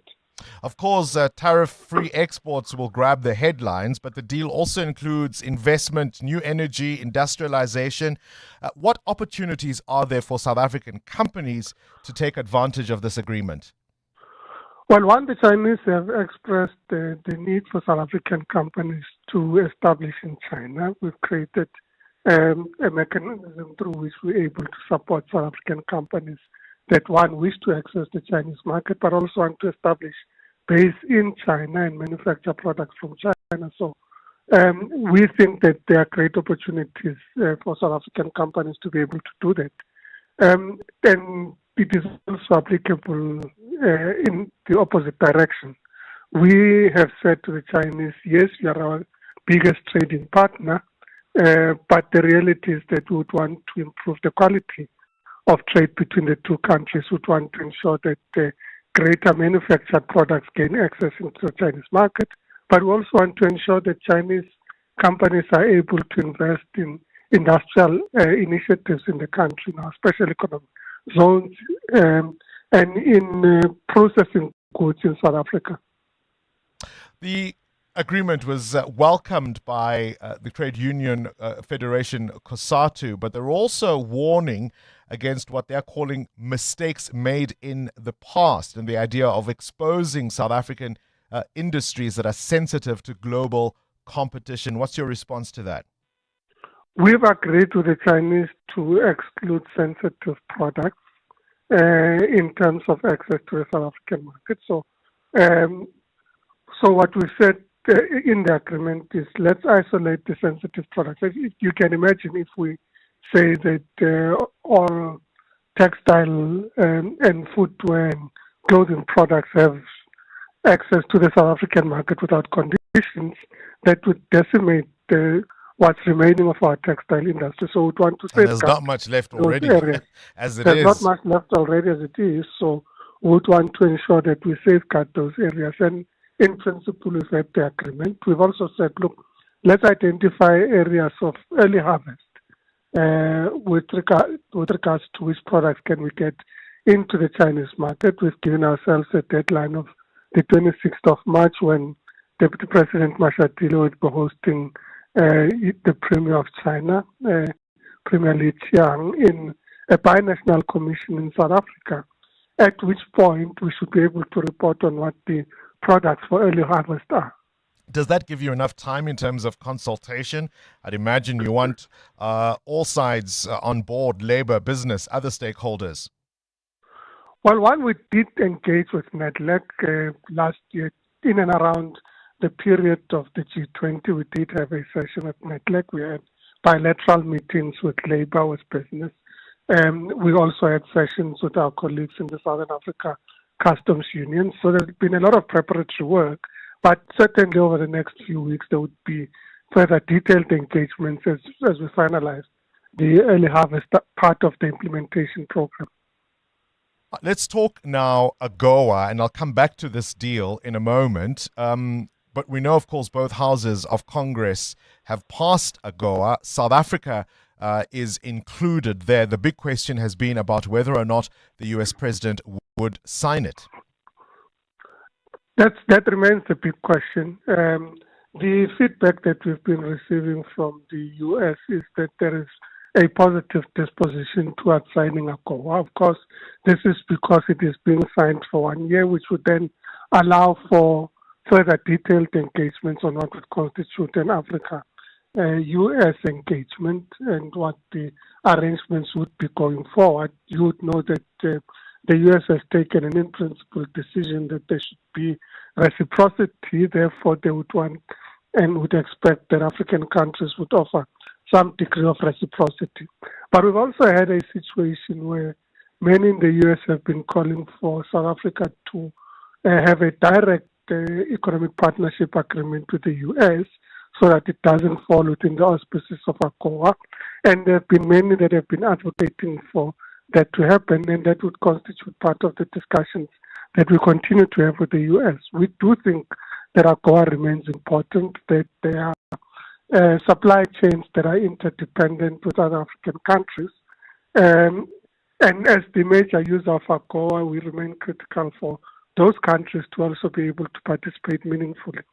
But the reality is that at this point we're waiting for President Trump to sign, but also for the initiation of processes to then think about what AGOA looks like, or a revised mechanism of facilitating trade with the U.S. with African countries. One of the things that is difficult, I'd imagine, in navigating all of this is that it doesn't always feel as if decisions are based on the facts and the realities on the ground, and that no matter how much you try to engage with this administration, they seem bent on one particular interpretation of what is happening in South Africa. Is this process irreversible, or could President Trump still exclude South Africa? He could still exclude South Africa, and that's part of the reality that we are engaging with, to say that's why we're waiting and saying let's wait for the final signature so that we can be able to determine a way forward. I should say that the exclusion of South Africa doesn't mean that there is an end to engagement between South Africa and the U.S. We have been in constant touch. We have exchanged a draft agreement on reciprocal tariffs between the two countries. The U.S. has expressed a view that they would want to engage with South Africa outside the Southern Africa Customs Union and outside AGOA, and we've indicated the importance of linking those. But the reality is our discussions with them are ongoing. And that's a possibility you are preparing for, the exclusion of South Africa? That's not something that's off the table? We're preparing for all possible scenarios. And a part of the issue that we've had to deal with is that there is uncertainty. So even as we engage in a bilateral discussion. The US has not said this is the tariff offer that we're putting on the table. They've asked for tariff offers on our side, but they've not put an offer on the table, and the response has generally been, well, depending on what you give us, we will determine the number on our side. So I guess that's the reality that the whole world is dealing with as we all engage with the US government. Would that then be fair to say this China-Africa Economic Partnership for Shared Development is a way to pivot, even in the scenario in which perhaps our bilateral conversations are still tricky? We're now, the 33rd African country to sign this kind of agreement with China? Yes and no. Yes and no, because as the president said to us last year and indicated to the nation, we're going to diversify our trading partners. So as we pivot, we're not pivoting in one direction. That's why I'm saying yes and no. We're pivoting in different directions. We're engaging with Canada right now. We're engaging with Mercosur, the Southern American countries. We have signed with the European Union. We continue to engage with Japan. So the reality is, we're not just putting our eggs in one basket. We've seen, of course, high-level delegations visit China. We've seen the Canadian Prime Minister. We've seen EU leaders engaging with the Chinese government. Any planned visit of that sort to cement exactly this kind of deal and negotiations with the Chinese? Any plan? We've just come back from China, so in reality, we've already signed on our part. The presidents did sign an upgrade of the partnership agreement between China and South Africa to the highest level in terms of Chinese partnerships. So we'll sign from that point of view. The direction for us was to then finalize on the economic partnership and how we take full advantage of economic opportunities. I would imagine you have some input into what the president will be saying to the nation on Thursday, and I'm asking all my guests most of this week, what do you want to hear from the boss at Sona 26? Very difficult to say, of course, but I do think that a focus on economic growth and a focus on improved trade would be important. I think it's an agenda that we're pursuing as government, and I think the president has directed us that we accelerate our efforts. So I do think that those issues would come out quite significantly. But give me something to spot. Of course, he'll speak about those priorities broadly, but is there something specific you want him to mention, something for us to spot and to look forward to? No, and I don't want to set myself up in that way. It's safe to say I think that the issues of trade diversification are important. I think that's very important. South Africa will continue to depend in terms of its growth potential on significant trade with other trading partners. We're not going to depend on local consumption only. Therefore, trade becomes an important part of it. But also a direct focus on industrialization and reindustrialization. He wouldn't be the boss if you preempted him, would he? I'll have to leave it there. Minister of Trade, Industry and Competition, as always a pleasure to have you on our show. Minister Parks Dow. EWN Business. Business news now. Muteo Kharipe Discovery swapping long-term lease to secure that head office property. Are they buying their own offices, as it were? Yes, now they own that as an asset. Discovery is. How much does your premium go up? We'll find out, won't we? Discovery is buying its Sandton head office, One Discovery Place in Johannesburg, from Growthpoint and Zenprop for 4 billion rand. The deal means the financial services firm will swap a long-term lease for a commercial bond loan. The building, developed at 3 billion rand, houses Discovery's consolidated divisions. Growthpoint will use the sale to reduce Gauteng offices' exposure and focus on retail, logistics and assets in the Western Cape. Discovery had some 7 years left on that lease. Let's look at the markets. A roundup. Japanese stocks jumping up, I'm told. Yeah, they surged this morning to record highs, leading gains in the region after Prime Minister Sanae Taikachi won a landmark election victory in Japan. She's got a mandate now, doesn't she? Yep, a proper mandate now. The ruling Liberal Democratic Party captured a two-thirds majority in a 465-seat lower house. Japan's Nikkei jumped 5.6% to hit 57,000 points, while the Topics advanced more than 3%. A decisive win for Takiachi could be the best outcome for markets over the medium term as strategic investments and tax reform bolster equities in that country. Other Asian markets also went up on the news. South Korea's Kospi jumping 4%, while Australia's S&P ASX 200 rose 1.5% this morning. Where is the rand? Trending back towards 1652 as we get closer to April? No, it's far stronger this morning. Exactly 16 rand against the US dollar, 18 rand 93 against the euro, and you need 21 rand 77 cents to get a British pound. Price of gold at $5,018 an ounce, up 1% this morning. Platinum at $2,092 an ounce, while Brent crude is at $67.37 a barrel. More business after 8. Time now for latest eyewitness news brought to you by Outsurance. SMS out to 45142 now, and you could save on your car insurance. If you don't, you can ask them for 500 rand. Concerns about safety at a police station. Sfiso Zulu, what's that about? That's right, Bongani. Well, it's about the Olivenwood Bush Police Station. The Gauteng Legislature's Portfolio Committee on Community Safety made an unexpected visit to the station yesterday. During its inspection, the committee found that there are no holding cells forcing suspects, including those charged with violent crime, to be kept at the front desk alongside victims and community members. The committee also noted poor infrastructure, overcrowding, insufficient lighting and severe resource shortages. Chairperson of the committee, Bandile Masuku, has emphasized the urgent need for action to address these risks. The committee has taken serious note of all these concerns, will urgently engage relevant authorities and make necessary interventions to ensure that SAPS members deployed to serve the community of Olivenwood Bush are provided with safe, adequate and dignified working conditions that are conducive to effective crime prevention and community safety. In the Western Cape, a state witness who admits to being involved in steroid king Brian Weinstein's murder is set to continue his testimony in the High Court today. The witness, who remains anonymous to protect his identity, has been testifying in the high-profile trial against alleged Underworld figures Jerome Donkey Boyson and 11 others. Boyson and his co-accused face 36 charges for various crimes, including the murder of Weinstein in 2017.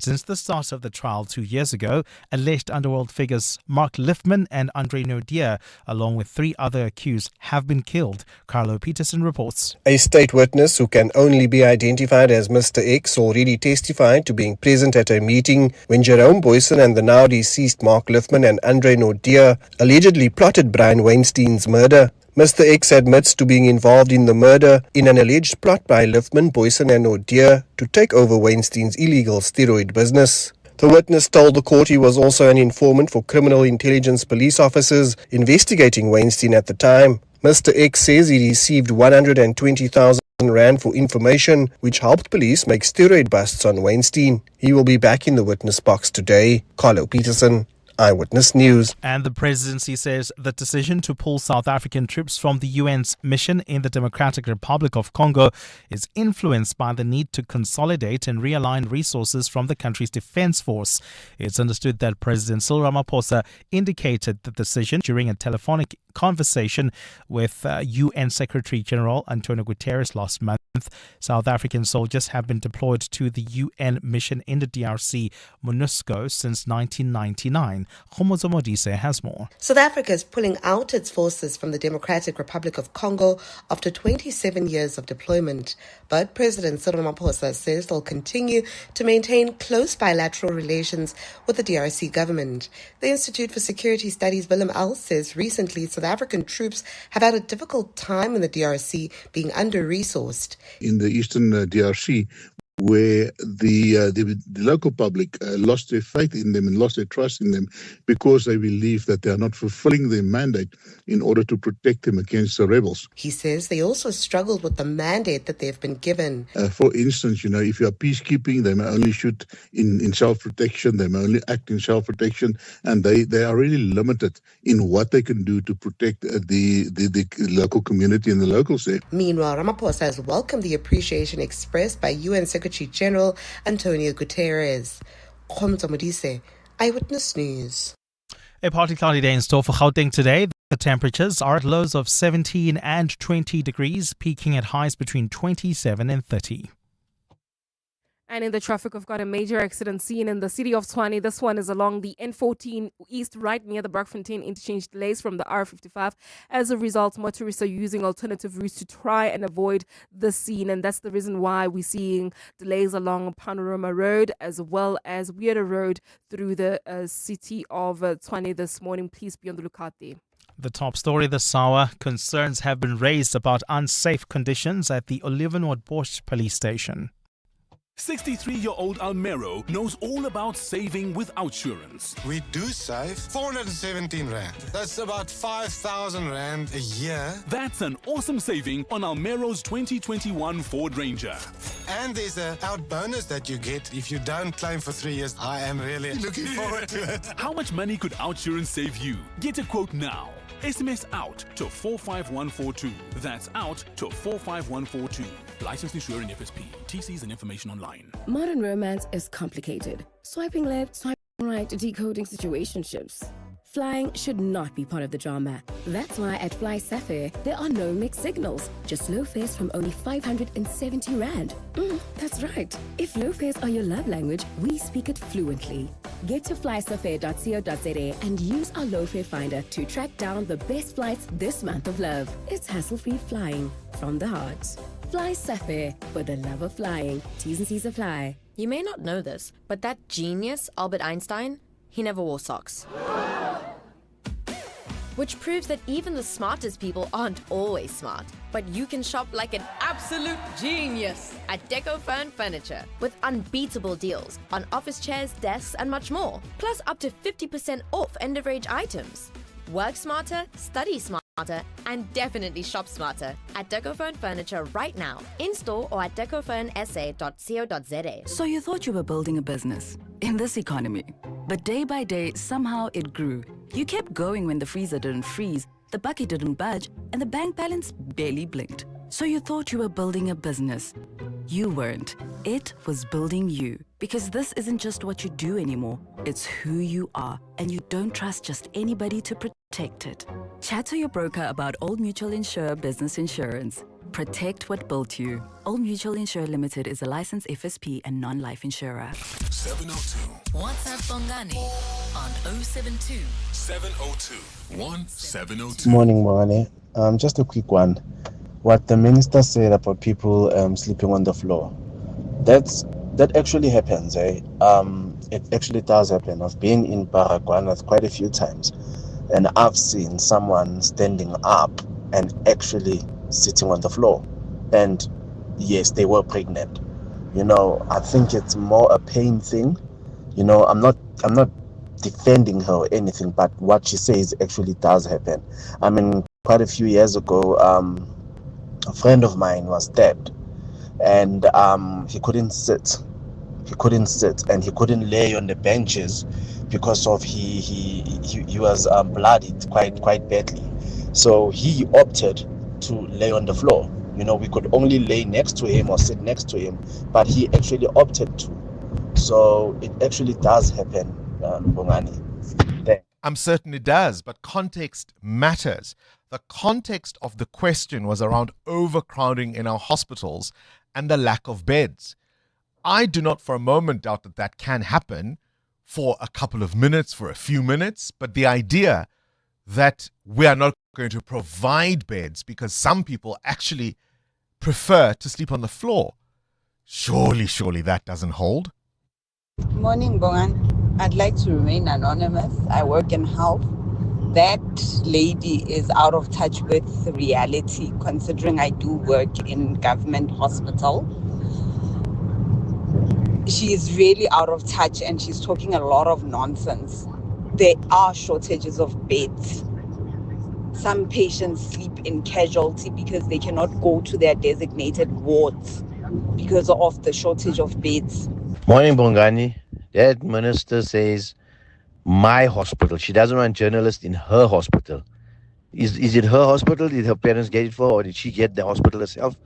What? My hospital? She must talk sense. It's a government hospital. Belongs to South Africa. They're rude and arrogant. That's all I can say. Mohammed, Kempton Park. You know, for me, it actually reminded me of Qedani Mahlangu, right? You remember Qedani Mahlangu, a former MEC for Health in Gauteng. I'll never forget my friend Devi Sankri Govender, whilst we were both on carte blanche. It was about the Life Esidimeni matter. And Devi asked Qedani Mahlangu, and she had that same kind of response, well, I haven't seen it. That's your evidence. That's your story. Do you know what I mean? Because she's being asked about overcrowding in hospital, and she says, well, I haven't seen anybody sleep on the floor. But even if they do, it's because they choose to. I've never been pregnant, Amo. Yeah. So guide me on this. I can understand a moment of discomfort, let me just sit down, maybe I'm feeling hot, whatever it may be. But to spend night after night and to know that for the duration of your hospital stay, there is no bed, and the explanation is because you chose to sleep on the floor? I mean, others even, they will use the bench as a result because you are waiting for a bed to be available. In the waiting area, in the right? waiting area, and the beds aren't available. So you end up actually sleeping on the bench. I've had many cases like those ones. And in cases where a woman has given birth and they are in good health, in good condition, the baby is well, there's no complications. On the same day, they can be sent home. Off you go. Because another person needs the bed. Right? And she says people choose. How? How do you say that? How do you not hear yourself? I asked the question earlier, and using this as an example, who is that public personality that you've tried to give context to, you've tried to explain away their behavior or their words, and you end up saying, I give up because I don't get you. That's how I feel about this MEC. Who's yours? 702. What's the question? What's the question is brought to you by Outsurance, a chance for you to win up to 3,000 Rand in cash. So first 1,000 Rand for the answer, and then later 2,000 Rand if you can give us the question. SMS out to 45142 now, and you could save on your car insurance. If you don't, ask Outsurance for 500 Rand. Today's answer comes from Buhle, who is in Randburg. Buhle, please give us today's answer. It's tapestry. Tapestry. I love that answer, Buhle. I love that answer. Tell me, have you got yourself a quote from Outsurance? I'm a member. It's 4 years now. You biscuit. 1,000 Rand is coming your way, all thanks to 702 and Outsurance. Enjoy, hey? Thank you. Thank you, Buhle. There we go. Buhle says the answer is tapestry. What's the question? Call us if you know on 011 8830 702. EWN Sport. The boys in green and gold, Cindy Paluta, taking to the field for the first time in this World Cup. Yeah, the T20 Cricket World Cup opened on Saturday morning it was, and all the big teams have currently have played, and they've all kind of gone through unscathed. And today's the one for the Proteas, 3:30 this afternoon.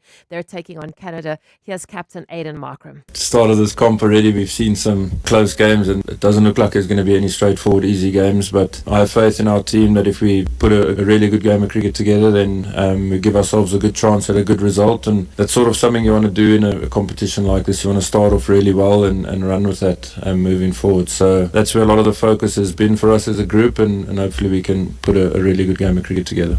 I want to say, look, it's Canada, and I'm fairly confident about this Proteas side, but you just never know. Remember the year we lost against the Netherlands? Yeah, we've lost the Netherlands in a World Cup, and it cost us, remember? Yeah, and we needed those points, etc. to go. Let's not go back Good luck, there. boys. Good luck, boys. That's all we can say. Today's first game, Italy against Scotland, is underway. Italy sent Scotland into bat. Scotland got 10 without loss in the first over. Manchester City remained 6 points behind Arsenal after beating Liverpool 2-1 at Anfield yesterday. After a goalless first half, Szoboszlai's opener was cancelled out by Silva, and then Haaland's injury time penalty. The game ended in drama. Shirky looked to have scored but was disallowed as VAR ruled in the build-up.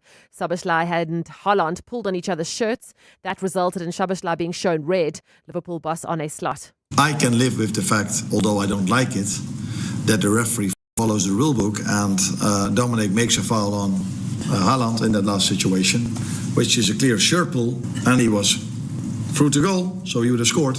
So that's a red card. And if you follow the rule book and you have a clear shirt pull from Gueye and Mo Salah, who's for 8 years scoring that ball and that is not a red card, then there is more of my frustration. In the day's other game, Palace beating Brighton 1-0. Kaizer Chiefs have edged closer to the Confed Cup quarterfinals, beating Egyptian side Al Masry 2-1. They top their group with 1 game to go, while Stellenbosch are out after losing 3-0 to Otago. In the CAF Champions League, Sundowns drew with St. Eloi Lupopo 1-1. In the Nedbank Cup, Richards Bay are through to the last 16. They beat Siwelele on a penalty shootout. Moromo Lanza out there, lost to TS Galaxy 1-0. And Blitzboks are Perth Sevens champions, beating Fiji 21-19 in the final. Duarte converting Oosthuizen's second try in the closing seconds of the match. Blitzboks are now second on the overall table. Cindy Paluta, Eyewitness News Sport. EWN Traffic. 14-8. Let's catch up with the roads. There are delays in Centurion. Amma, what's going on there? That's correct, Bongani. Due to an accident on the N14 East, it happened right near the Brakfontein interchanges, causing heavy traffic volumes from the R55. And as a result, we're seeing heavy delays as well on several routes around the area. Routes like Lenshin Avenue, Ramti Avenue, heavily backed up due to people trying to navigate their ways around this accident scene. If you were traveling on the N1 South, this is now towards the Flying Saucer interchange. Do expect delays there. Peak time pressure approaching the Flying Saucer turnoff, as well as on the R21 North as well. This is also because of peak time delays. Otherwise, if you're heading towards Bedford View, please be on the lookout for an accident scene reported on the N3 North right near Van Buren Road. It is causing delays from the Elands interchange, so please be on the lookout. And we still have got that accident scene in Pinoni on the N12 West near Tom Jones. Delays from Snake Road. More updates coming up. Stay tuned. There's more EWN on air, online, and on the EWN app. 702. What's the question? For 2,000 Rand in cash, all thanks to Outsurance. Please tell me, what's the question? If the answer is Tapestry, let's go to Anele in Cape Town. Anele, what's the question? Which album was released by a songwriter by the name of Carole King on this day in 1971, and it became the best-selling album until Michael Jackson's Thriller album? You've rehearsed it all, right? And you've practiced all. You've practiced all of it, right? Tapestry is an absolutely fantastic. I was 14 years old, Anel, and I'd visited my uncle's house, and the album was sitting there, and we were bored. We were on holiday. It was 1988, and I discovered the album Tapestry. I'll give it to you. She did release Tapestry, but it was 1971 that she released Tapestry, and today is Carole King's birthday, not the day of the release of Tapestry, Anele, but I'm feeling in a generous mood. Thank you. Thanks a lot. 2,000 Rand is coming your way, all thanks to Outsurance and 702. I was asking, do you care about production and who writes the songs? Do you follow artists based on who wrote the songs? Carole King is one of my favorite songwriters, and although she performed a lot of her songs, so too have other artists. Here's a little taste.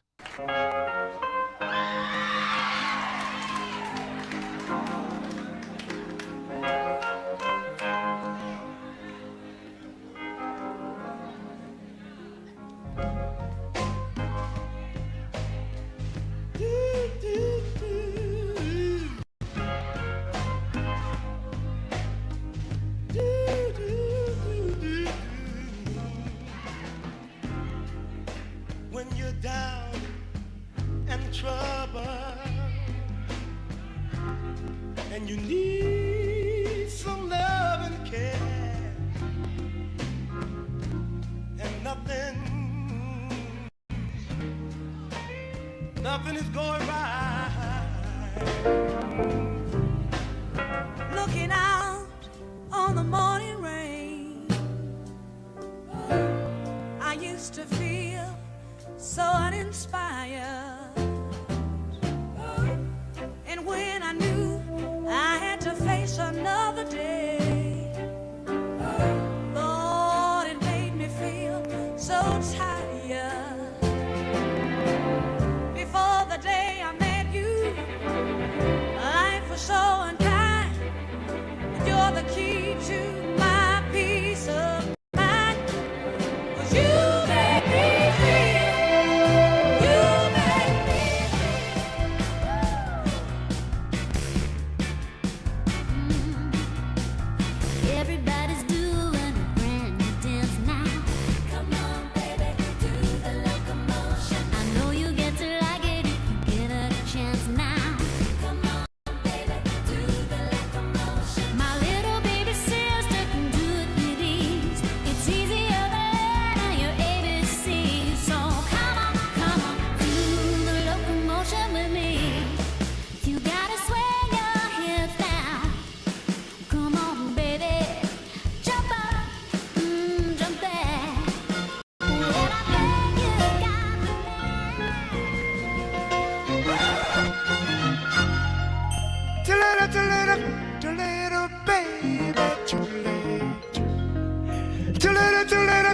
too late, oh baby, too late. Stayed in bed all morning just to pass the time. There's something wrong here, there can be no denying. One of us is changing, or maybe we've just stopped trying. And it's too late, baby, it's too late. Though we really, really, really did try to make it. Something inside has died, and I can't hide it. I just can't fake it. Oh no, no, no. Come on. How can all of those songs come from one mind, one pen? Carole King, you heard Donny Hathaway, You've Got a Friend, Miss Aretha Franklin, You Make Me Feel. The Locomotion, most notably performed by Kylie Minogue, and that version of It's Too Late Now by Billy Paul. Happy birthday, Miss King. Now, February may be a shorter month, but without insurance, your car insurance savings could go the distance.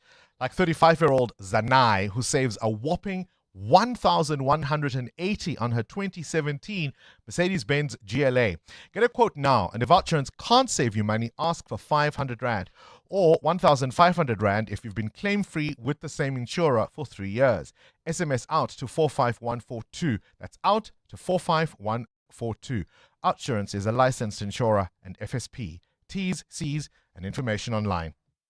The Checkers Extravaganza is now on. Save extra on new deals every week. Like Choco Tagless tea bags 100 per pack, 2 for 99 Rand. Clover cheddar or Gouda cheese 800 grams, any 2 for 199 Rand. And Ariel Auto liquid detergent 3 litres or capsules, 14, 21 or 30 per pack. Buy any 2 and save 30%. Valid until 15 February 2026. Only at Checkers, Checkers Hyper, or shop on 6060. Let's hear from Al, owner of Johnson's Cable, why it pays to switch to Outsurance Business Insurance. I thought it was going to be difficult to switch to Outsurance Business Insurance. Switching was so quick and easy. I'm happy with the premium that I'm paying now. For electrical, tradesman services, and all other businesses, get a quote today and see why it pays to switch to Outsurance Business Insurance. Visit outsurance.co.za or call 08600 60,000 today. Licensed insurer and FSP. TCs and information online. Today's forecast is calm conditions inside your Mazda CX-5. It'll be warm, so likely your cabin chills before you even ask. Patches of scattered traffic, but with heads-up display and lane keep assist, you'll feel like you're alone on the road. Clouds this evening. Perfect for that Bose sound system. And later, skin tingles as you take that curve a little too beautifully. The feeling will find you in the Mazda CX-5. Wonder awaits. 702 702. What's gone viral? with Kabazela. Let's catch up with the world of viral content. Kabazela. Good morning to you, Belle. I had a right laugh at your first, what's not really a video, it's more of an image, right? Yeah. What doesn't belong in the fridge? And we've all done it. I'm as guilty as anybody. We have. But I'll let you tell it. But to some people, it's a fridge crime, and it should never be done. So this particular picture that somebody has uploaded onto X, there's 2 cartons of caramel ultramel custard. There's a big cylinder of polony. There's lots of yogurts. There's some eggs. Lots of fruits. There's a big Tupperware inside, and then there's a silver pot with its lid on inside this fridge. And, people think that this should never, ever be done. And there are some of those that say, well, there's nothing wrong with doing it. It's perfectly fine to put it in as long as the pot is cool. You can put it in and there's nothing wrong. So, I remember growing up and there was one particular pot that my mom used to cook in. It was a smallish pot. Yeah. And sometimes that would be in the fridge and it would be fine. So like now, in my own home and living and doing my own thing, sometimes the pot will go inside, but generally it doesn't, right? But why is this such a controversial thing? Why do people get upset if you put a pot in the fridge? And the excuses, because I mean, the question posed on this picture was any logical explanation on why we should not put pots in the fridge. And some of the replies saying that if you put the pot inside, it's going to mess with the internal pressure of the fridge, and the fridge will crack, and it raises the internal temperature of the fridge, and on and on they go. So yeah, it's a thing, and I mean, some people just say you're just pure. It's laziness. That's all it is. Or you just don't have, containers to decant. You don't have scuffteens the left. food, right? Listen, we've all done it. Guilty. I don't think you can't put any hot item in the fridge. I think that you're asking for trouble. Yes. But we've all done it. Any reason why you think pots don't belong in the fridge? Tell us about it. And then, what food is it? Before you carry on, like what food generally is it? So is it a stew? Is it vegetables? Is it leftover pup? What is it that you're putting in the pot that goes into the fridge? All right. I'd love to know. And Kabazela, when did you know you have become mature? Yeah, I mean, this, I suppose, comes at different stages in our lives, right? So for different reasons. So this one woman, she posted a video of herself. She's got studs all in her nostril, what is the center part called again of your nose? Is it the septum? Yeah, I think it's the septum, I think. So she's got all these little studs in her nose, right? And she decided it's time to mature. Now, she's probably in her early 30s, I would imagine. And there she takes one by one all these little studs out and obviously puts that online and said, this is maturing to her. So many people came forward and saying, she looks so much better. She looks wonderful without those studs. She looks distinguished, I suppose.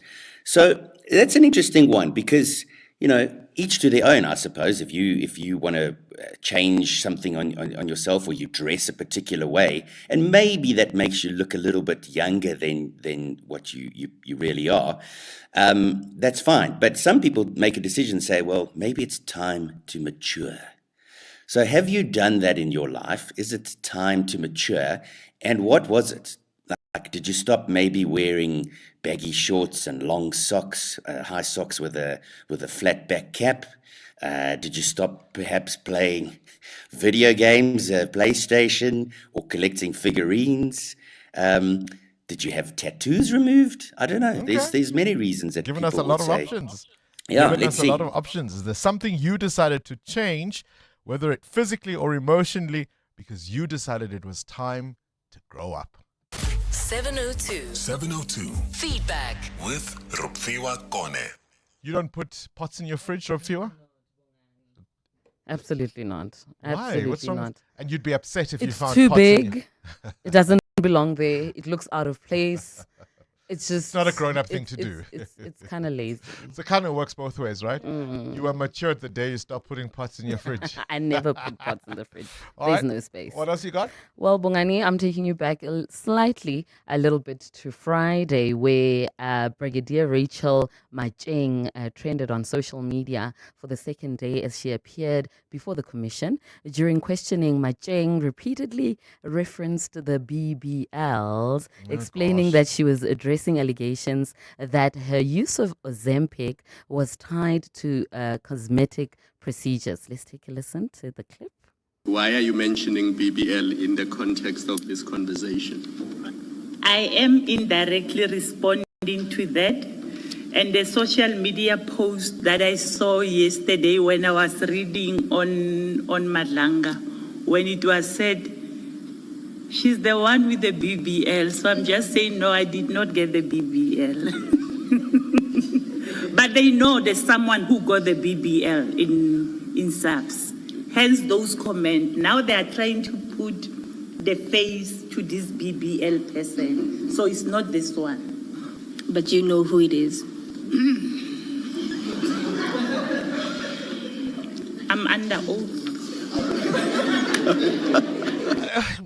I know it was a bit of a light moment and everybody sort of ha ha ha ha, but I just thought how to invent a word, how unserious. How Right? out of touch. And that's what the listeners are actually asking in the producer's booth, Bongani. Hore, are these people actually going to be brought to book? I mean, it's just too many SAPS officers involved Yeah. in things that are just untoward. And also, the National Police Commissioner, Fani Masemola, had announced that a special task team to investigate SAPS members implicated in the Madlanga Commission of Inquiry will be opened. And this team has a strict 3-month mandate to probe the allegations of corruption, interference, and links to the criminal network. So we're just hoping that this task team will actually bring those officers People want to book. see people charged. That's what it is. Yeah. We want to see people charged. All right, let's go straight to the news desk with Sifiso Zulu. This is EWN. Ekurhuleni is back in the spotlight at the Madlanga Commission, and the SIU says returning Hangwani Maumela supercars is not really a win for him. Good morning. The Madlanga Commission of Inquiry resumes today with a new witness and more focus on crime and corruption in the city of Ekurhuleni. To protect witnesses, the Commission has adopted a policy of revealing their identities a few minutes before they appear. The Commission was established last year to investigate possible criminal interference in the country's law enforcement and justice sector. Tabiso Goba reports. Last week was another round of explosive revelations at the Madlanga Commission. Senior forensic analyst at SAPS, Lawrence Mahotlu, accused his fellow officers of kidnapping him and trying to interfere with his investigation into the murder of Armand Swartz. The commission also heard allegations of political interference from senior ANC leaders for police to arrest controversial entertainment blogger Musa Kawula. There was also the testimony of SAPS section head for quality management Rachel Macheng, who told the commission she was in a romantic relationship with suspected crime boss Vusimuzi Katz Matlala. While Macheng did not provide any evidence to prove this romantic relationship, she repeatedly insisted all the money and gifts she received from Matlala were not bribes but romantic gestures. The Madlanga Commission has moved to phase 2 of its work, where people with accusations leveled against them by previous witnesses have a chance to respond. Tabiso Koba, Eyewitness News. The Special Investigating Unit says a ruling ordering the return of supercars believed to belong to corruption-accused Hangwani Maumela is not a blow. The Special Tribunal handed down an order that vehicles that were touched during a raid at a dealership in Witbank should be returned. In September, the SIU obtained a preservation order to seize 6 supercars from the Omar dealership that's been linked to Maumela and his alleged syndicate. Maumela is accused of siphoning more than 800 million rand tenders at the Tembisa Hospital.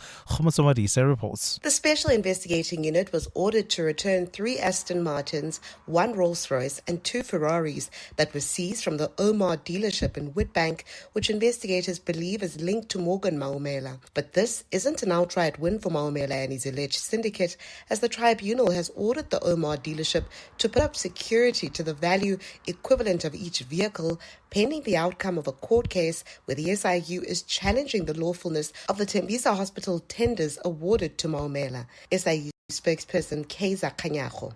But for us, it's an advantage in the sense that if we are going to give back the cars and they are going to be replaced by immovable properties and money, therefore, we will not have something that will depreciate in our hands. Therefore, they can have the cars and then we will have money and immovable properties that we can use as guarantee. The SIU believes Maumela used the dealership as a proxy and the supercars, while not registered under his name, belong to him. Eyewitness News.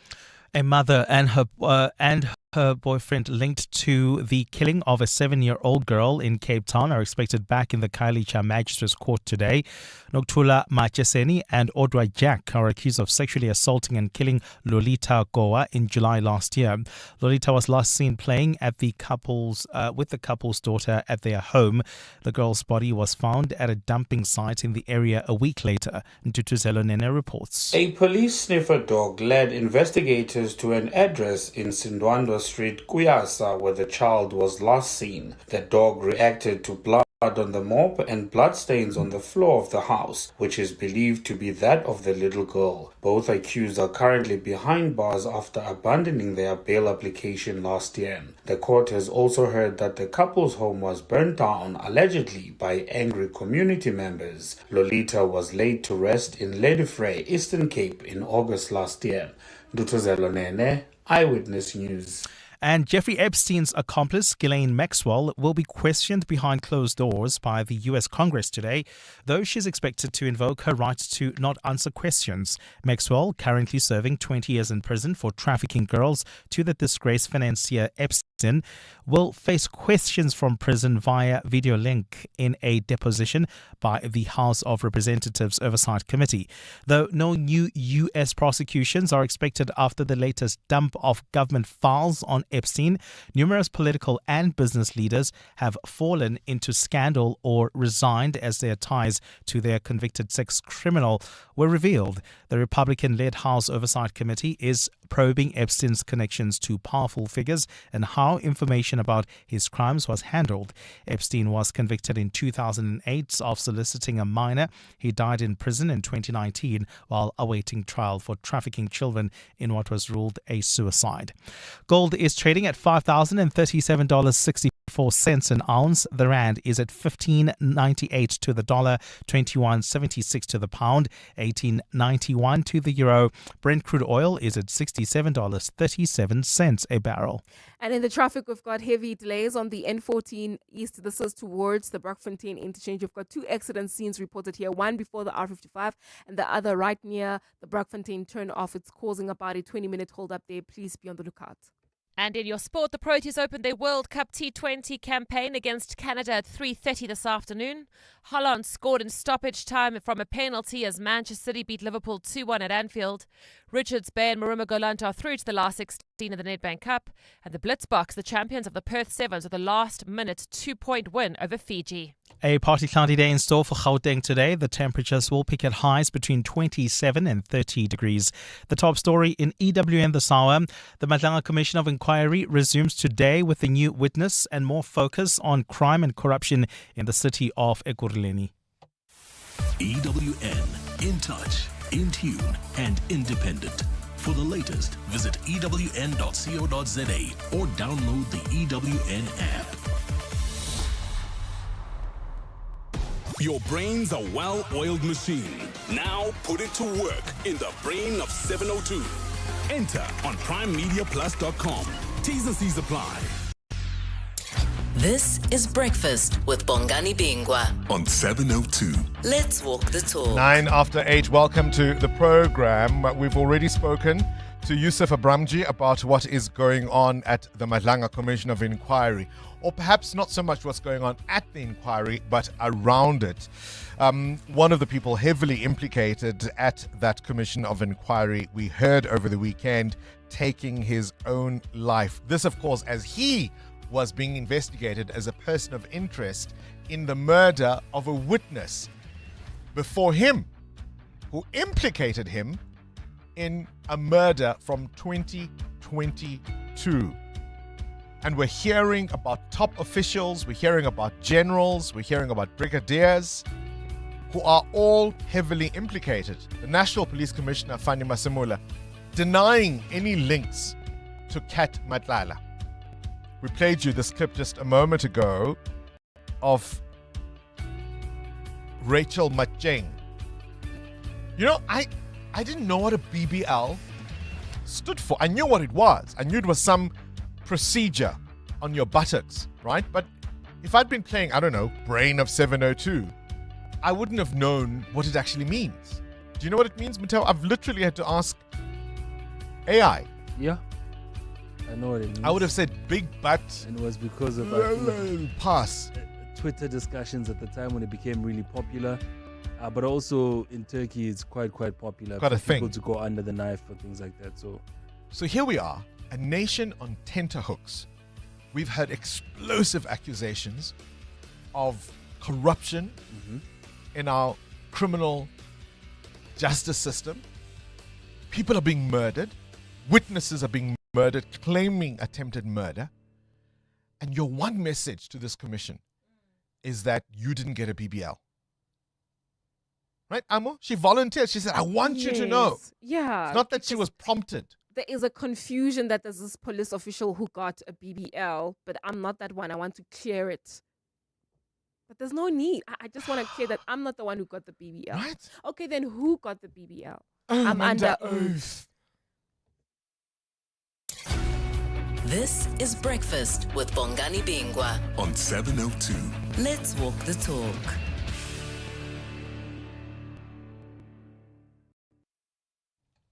You've just joined us. Welcome to 702 Breakfast. We're asking you a number of questions this morning, including from Kabazela. Pots in your fridge, Amo? Everybody does it. Come. You've done it too. It's an absolute no. But I'm so embarrassed to say this. My mother does it. Actually, when I'm cleaning a kitchen, the first thing I do, I open the fridge. There's this small pots with porridge, oats, and it is so tedious. It is so untidy. She's listening, you know that, right? Yeah, but she knows that we are all unhappy You'll be about going it. to your mum-in-law's again this week, eh? Not your mum's house. Muteo, the other video that Kabazela wanted us to have a look at is a woman removing earrings from her nose because she's decided that she's now mature. You know when they say, hey guys, my child. When did you know about my child? Jeez, am I even Are you? now? Fair.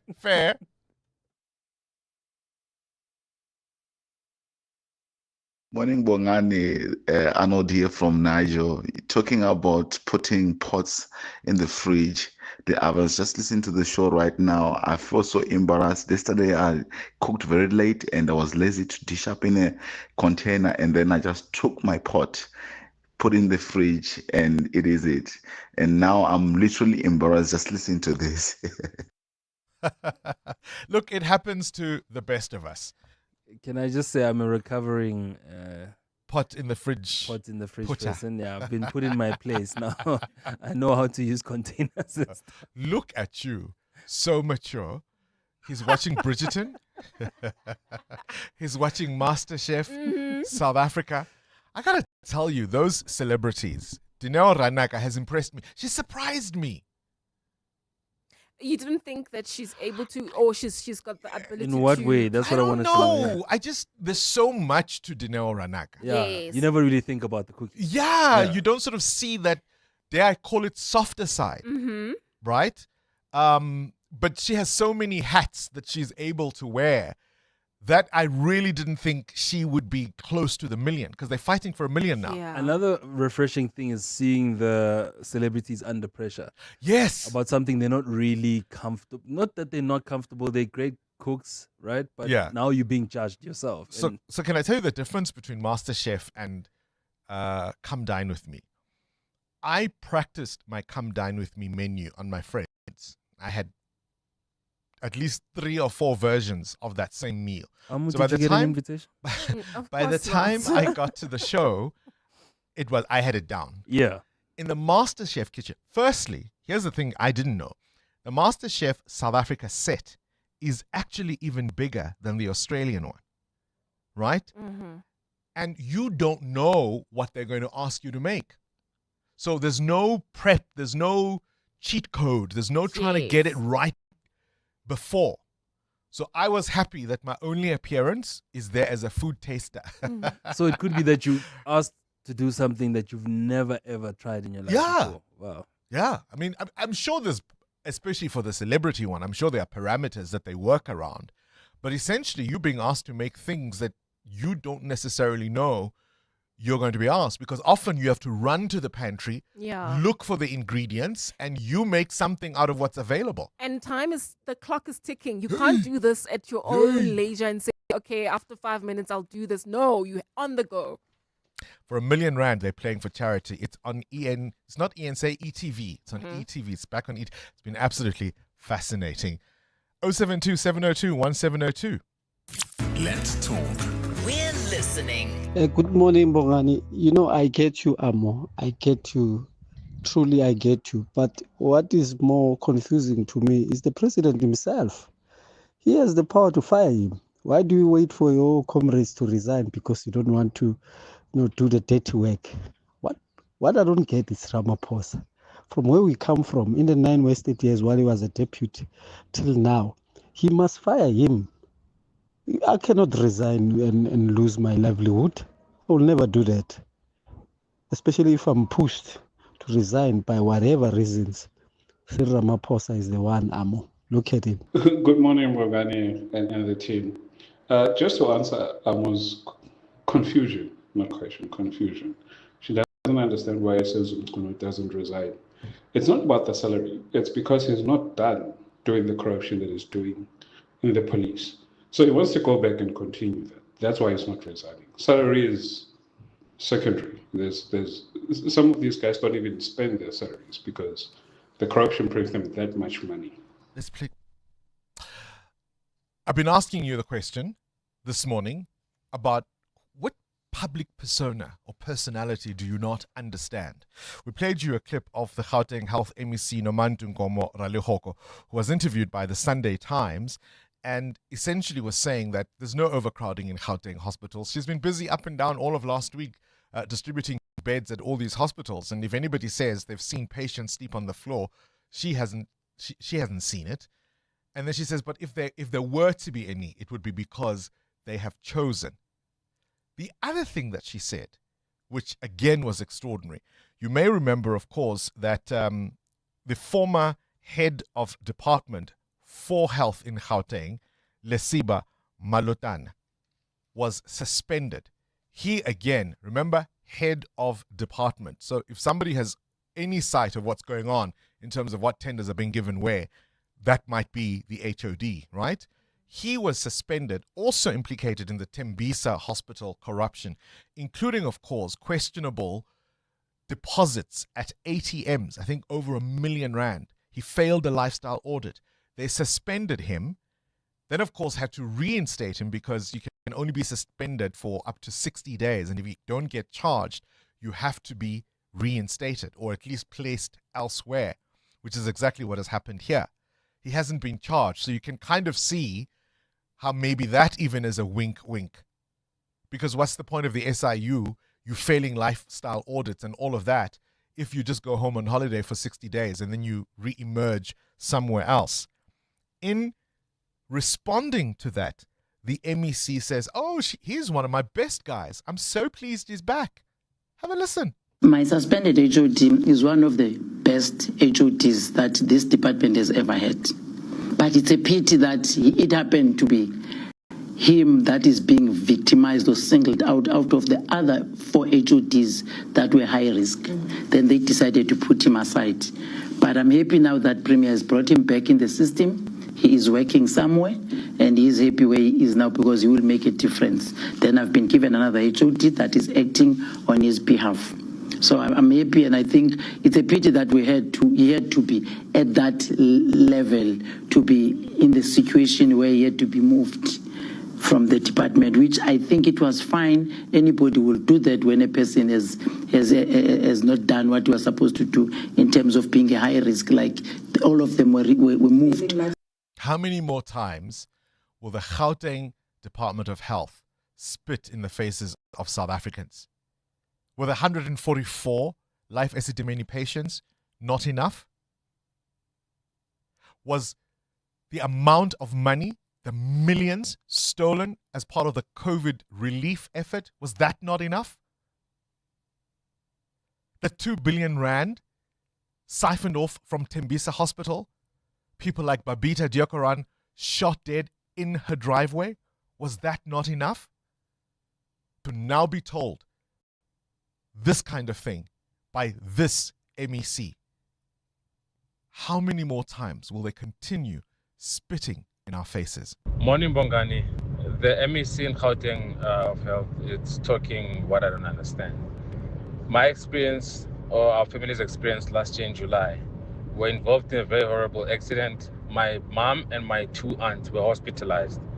One aunt passed away because they did not attend to her on time at Sebokeng Hospital. And then my mom and my my other aunt, they had to stay there for 12 hours while they were still looking for beds at the casualty to accommodate them in. So I know the experience, my family knows the experience. There is shortages of beds. Thank you. Good morning, Bongani and team. I would like to remain anonymous. Bongani, I've worked at Para. I've never seen a person lying on the floor because there's no bed. But the issue of overcrowding is there. Typical example, you'll find a ward with like 63 beds, and then it can house 53 people, but you'll find the ward having 70 to 75 patients. Some of them, they are lying on the stretchers. Mostly they are lying on the stretchers, maybe wheeled from casualty to the ward, and then with that stretcher it becomes their bed in the ward until maybe there's discharges, and then they will then get allocated a bed. But also the issue of lying on the floor, really, I've never seen it. EWN Traffic. Yeah, ne, as we say. This EWN Traffic brought to you by Outsurance. SMS out to 45142 now. You could save on your car insurance. If you don't, you can ask them for 500 Rand. Those roadworks on the N17 West, Amo, how badly are they affecting things? Well, Bongani, really bad because they're causing about a 15-minute hold-up between Osborne Road and Heidelberg Road. Please be on the lookout there and use the N12 West as an alternative. Even the N3 North is a better use this morning. While traveling on the M2 West, we've got slow-moving traffic between Heidelberg Road and the Crown Interchange, and then heading towards Germiston. An accident on the M2 East right near Heidelberg Road off-ramp, also causing some delays there. Please be on the lookout and drive with care. More updates coming up. Do stay tuned. There's more EWN on air, online, and on the EWN app. The Outsurance pointsmen know that every car on the road carries a story. Like a man wearing his finest suit on his way to an interview. He's prepped 100 times, but he still has butterflies. The Outsurance pointsmen know it's not just a car in traffic. It's a potential lucky break that could change someone's life. Every story's different and every story matters. That's why the Outsurance pointsmen have been doing what they do since 2005 in proud partnership with 702. Outsurance is a licensed insurer and FSP. 702, The World View with Adam Gilchrist. News from elsewhere in the world. Adam Gilchrist, a very good morning to you. We'll start in Russia. Morning. A general targeted in Moscow. Yeah, this has happened before, but it's a big deal. Lieutenant General Vladimir Alexeyev, taken to hospital, is in a serious condition, but stable, we understand, after being basically shot several times and wounded in a residential building on the outskirts of Moscow, in a suburb of Moscow. The attacker escaped. General Alexeyev played a significant role during the war in Ukraine. Also, he was awarded the title of Hero of Russia for his part in the war in Syria, so he has connections, this guy. No one has officially claimed responsibility, but naturally Russian fingers are pointing at Ukraine, and you couldn't blame them for that. But at the same time, Russian officials have suggested that this attempted assassination is trying to derail negotiations to end the war. You kind of wonder why murdering a Russian general derails those talks more than, say, bombing the backside out of the Ukrainian capital. But it escapes my logic. But then this is not a logical war, is it? 4 years on, as we very nearly are. It's an extraordinary thing.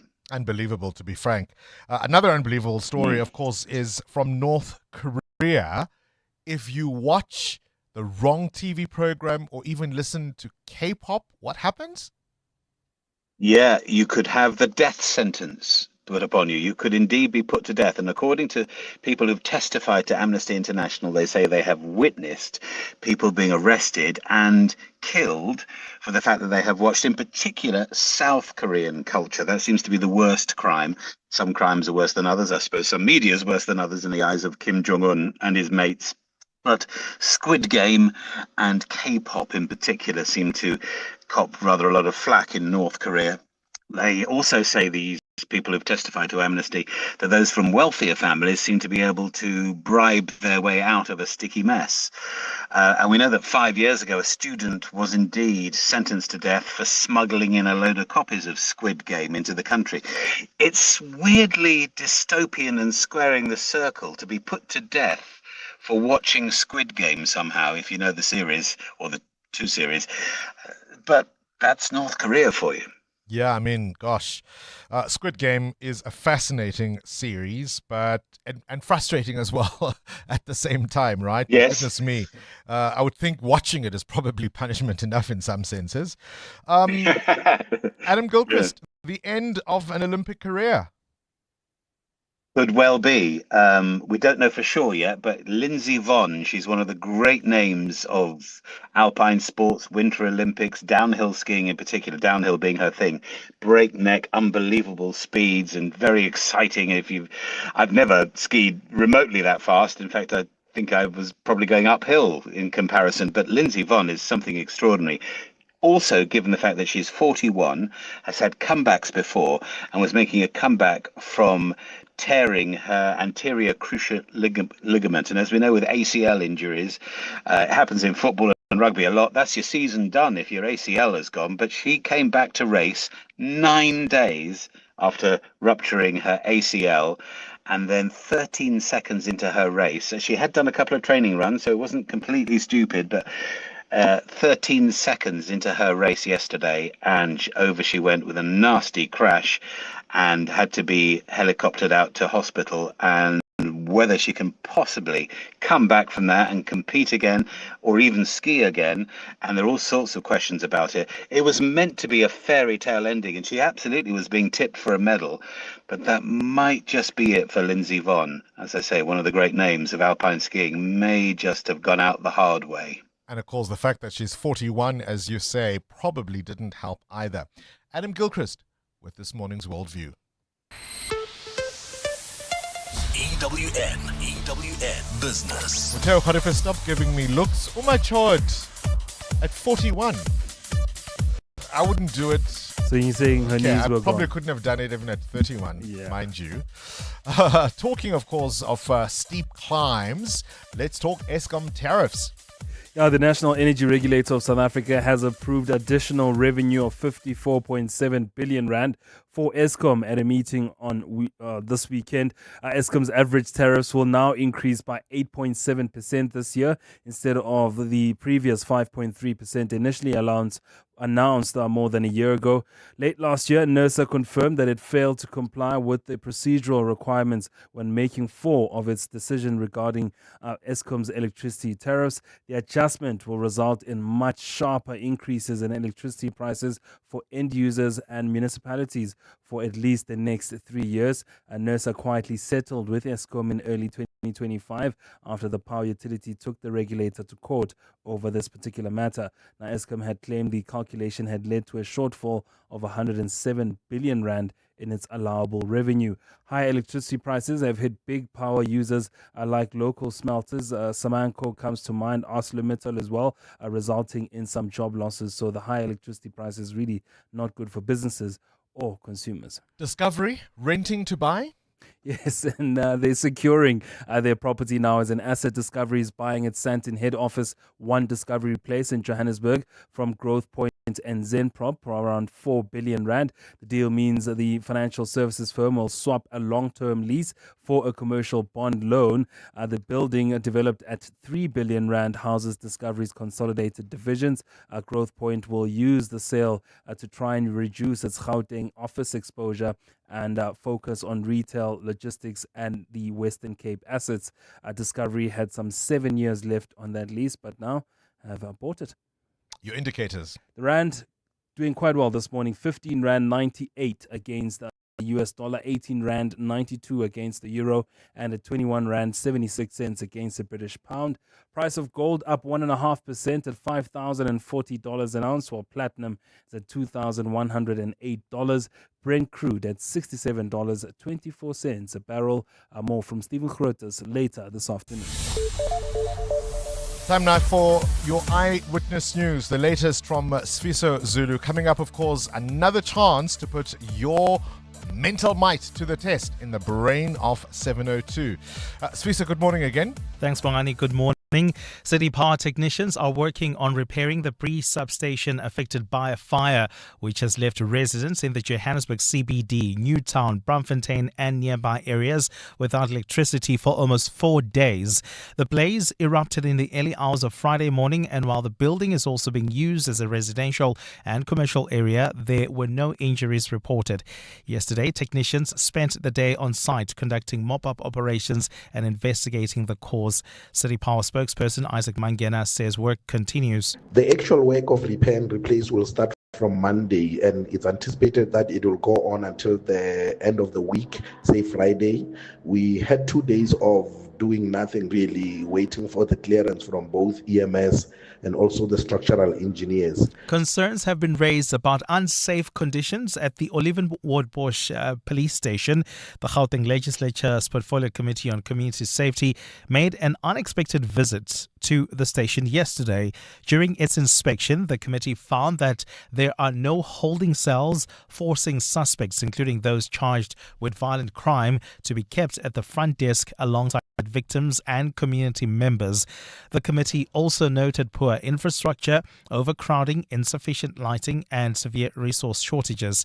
Chairperson Bandile Masuku has emphasized the urgent need for action to address these risks. The committee has taken serious note of all these concerns, will urgently engage relevant authorities and make necessary interventions to ensure that SAPS members deployed to serve the community of Olivenwood are provided with safe, adequate and dignified working conditions that are conducive to effective crime prevention and community safety.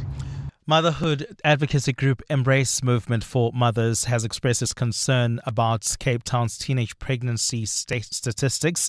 The city reported more than 1,000 girls under the age of 18 accused city or access city clinics for antenatal care last year. The group's Julie Mentor says gender-based violence is the main cause for teenage pregnancies.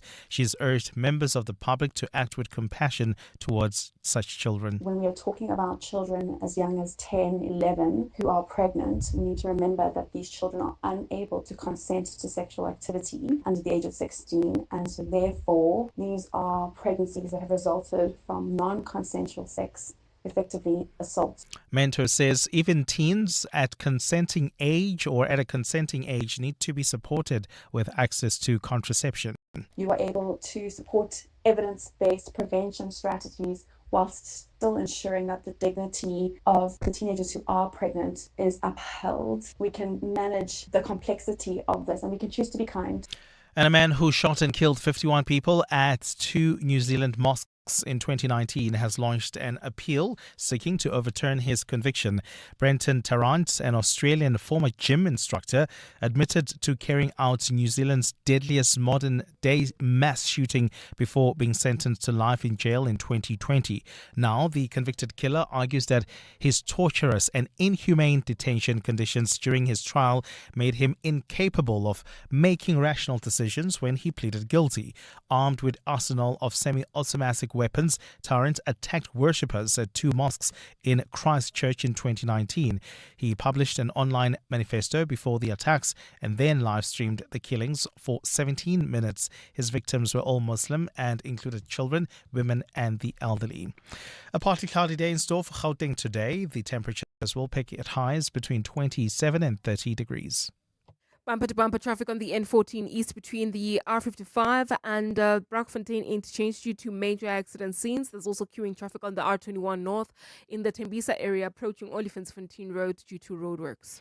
A partly cloudy day in store for Gauteng today. The temperatures will peak at highs between 27 and 30 degrees. The top story in EWN this hour: City power technicians are working on repairing the Bree substation affected by a fire. The stage, the lights, the crowd, everything's perfect until suddenly someone slips on the dance floor. A speaker lands in the buffet. In an instant, your masterpiece is a mess. That's why Auto & General is there with Events Liability Insurance. We handle the unexpected so you don't have to. Plan the party, wow the guests, leave the rest to us. For more information on Events Liability Insurance, visit autogen.co.za. Auto & General, never not not there. Auto & General is a licensed non-life insurer and FSP. T's and C's online. Different sounds, different worlds. Different artistic expressions, music, art, and fashion collide. Are you coming? Let's go to the place where the beat drops, the fashion pops, and the art rocks. We're talking Focalistic, Dali Wonga, Mafigi Zolo, Kurt Darren, Maclara Doughboy, Zoe Mudija, Claire Johnston from Mango Groove, the Tswani Gospel Choir, and more. Mahindra Fusion Fest, Saturday 7th March, Sunbet Arena. Tickets on Ticketmaster now. See you there. This message is brought to you by Eskom, redefining for a better future. Are you running a business? Every rand counts. Save electricity and cut costs by switching off lights, computers, and air cons after hours. Use energy-efficient lighting and equipment and make saving electricity part of your daily routine. Smart energy habits mean lower bills and greener business future. Let's power success efficiently. Let's use electricity wisely. Eskom. 702. WhatsApp Bongani on 072 702 1702. Good morning, Bongani. Pots in the fridge, it's a no-no for me, but unfortunately I do it once in a while. I do it when it's my turn to cook Sunday lunch and I'm going to go to church in the morning. So I will cook on Saturday night and put the pots in the fridge as they are. Then we'll warm up in the same pots. And before people come for me for cooking Sunday night lunch the night before, just know that I need to run in the morning before I go to church. So it's a time-sensitive thing. Hi, Bongani. If you put a pot is not properly sealed, so if you put it in the fridge, it makes your fridge smell. So if you're going to put food in the fridge, it should be in a Tupperware or some container that's properly sealed, so that your fridge doesn't smell. Wait to sense what, Jimmy Mitron. Maybe I'm the lazy one. I'm thinking of all the dishes, right? Especially because she says she goes to church on a Sunday, and before that she goes running. So she can't. So she cooks on the Saturday evening. She's expecting guests presumably after the church service. So now you must cook everything, decant it, put it in the fridge, then decant it again back into pots the next day so that you can warm it up. How big must your fridge be to be able to keep all those Sunday lunch pots? Fair question. Morning, Bongani. It's Leslie Makatini in Durban. Look, many people who had installed, I'm not sure if I can say installed, gold teeth and silver tooth 20 years or 10 years back. Most of my friends and acquaintances, they are removing them. That's a sign of maturity, similar to the lady who removed an earring on her nose.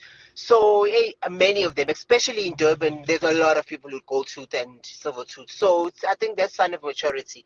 Thank you. Gold teeth. When I was a kid, yes. But as an adult with children of my own who must obey my rules in my house and do as I say. How do you tell someone to do their homework when there's a gold tooth? Bongani. Okay, I'll stop. EWN Sport. You know what I mean, though? I love the way you say, what? A gold tooth? And I'm like, no, Bongani, you've told us on air you wanted one. As a kid. A define kid. So remember, the conversation is, what are those things or habits that you've changed that have become a clear sign to you that you're mature, you've matured. So that's the context. I've started looking after my plants and caring about the plants in the garden. My husband was like, it's officially arrived. The day has arrived. She cares whether stuff dies in the garden. You've just realized you've killed a plant. No, so a friend of mine gave me thyme, the herb, in a pot yesterday, and I put it in my boot. And I thought when I get home, and I completely forgot. And now, well, I'll find out how durable it is. I've got rosemary and chilies. So I don't do the veg garden thing because the veg garden is very temperamental. That needs a lot of time, a lot of energy. The birds eat your crop. It's a whole situation. So I don't do that. But I'm trying to get my back garden to look a bit more green, etc. And then my house plants, I speak to them, ask them how they are. And I've decided, and orchids are like cats. The more you ignore them, the more they love you and flourish. So now I just treat the awkwards badly. I call them the awkwards. And my hydrangeas are my high strangers. I say, hi, strangers. And I realize they're very thirsty. And they're all flourishing. They're all flourishing. I'll tell you tomorrow if my time survived. What would it be now? Tell us tomorrow how much time you have. All the time in the world for All the the time in the Proteas. world, right? Live action from the T20 Cricket World Cup at the moment, where Scotland are 146 for 2 in the 16th over against Italy after the Zimbabwe against Oman. But I know, South African fans, you're caring about the Proteas' opening game against Canada. It's today at 3:30. Here's Captain Aidan Markram. Did a bit of homework yesterday, so got a decent idea now. Obviously, coming to the World Cup, didn't know too much, but important to do that homework and research on their players, strengths, weaknesses, all those sorts of things, and yeah, I've definitely got a much better understanding now. Arsenal stays 6 points clear at the top of the Premier League after Manchester City beat Liverpool 2-1 at Anfield. Szoboszlai opening the scoring before Silva and Haaland put City ahead. There was drama as a Shirky goal was disallowed. VAR ruling Szoboszlai pulled on Haaland's shirt in the build-up to the goal and was shown red. Liverpool captain Virgil van Dijk.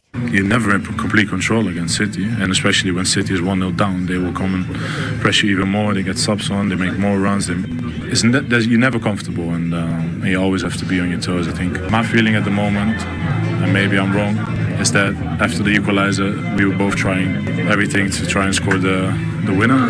There was obviously a lot of situations and decisions that happened today that obviously decided eventually the game as well. Kaizer Chiefs top their Confed Cup group with one game to go after yesterday's 2-1 win over Egyptian side Al Masry, while Stellenbosch are suffering a 3-0 loss to Otago. In the CAF Champions League, pressure on for Mamelodi Sundowns after they fought to a 1-0 draw with St. Eloi Limpopo. In the Nedbank Cup, Richards Bay through to the last 16, they beat Sibalele on a penalty shootout. Maruma Gallant have been beaten. They're out after losing to TS Galaxy 1-0. Blitzboks are Perth Sevens champions. They beat Fiji 21-19 in a tight final as Duarte's conversion in the closing seconds.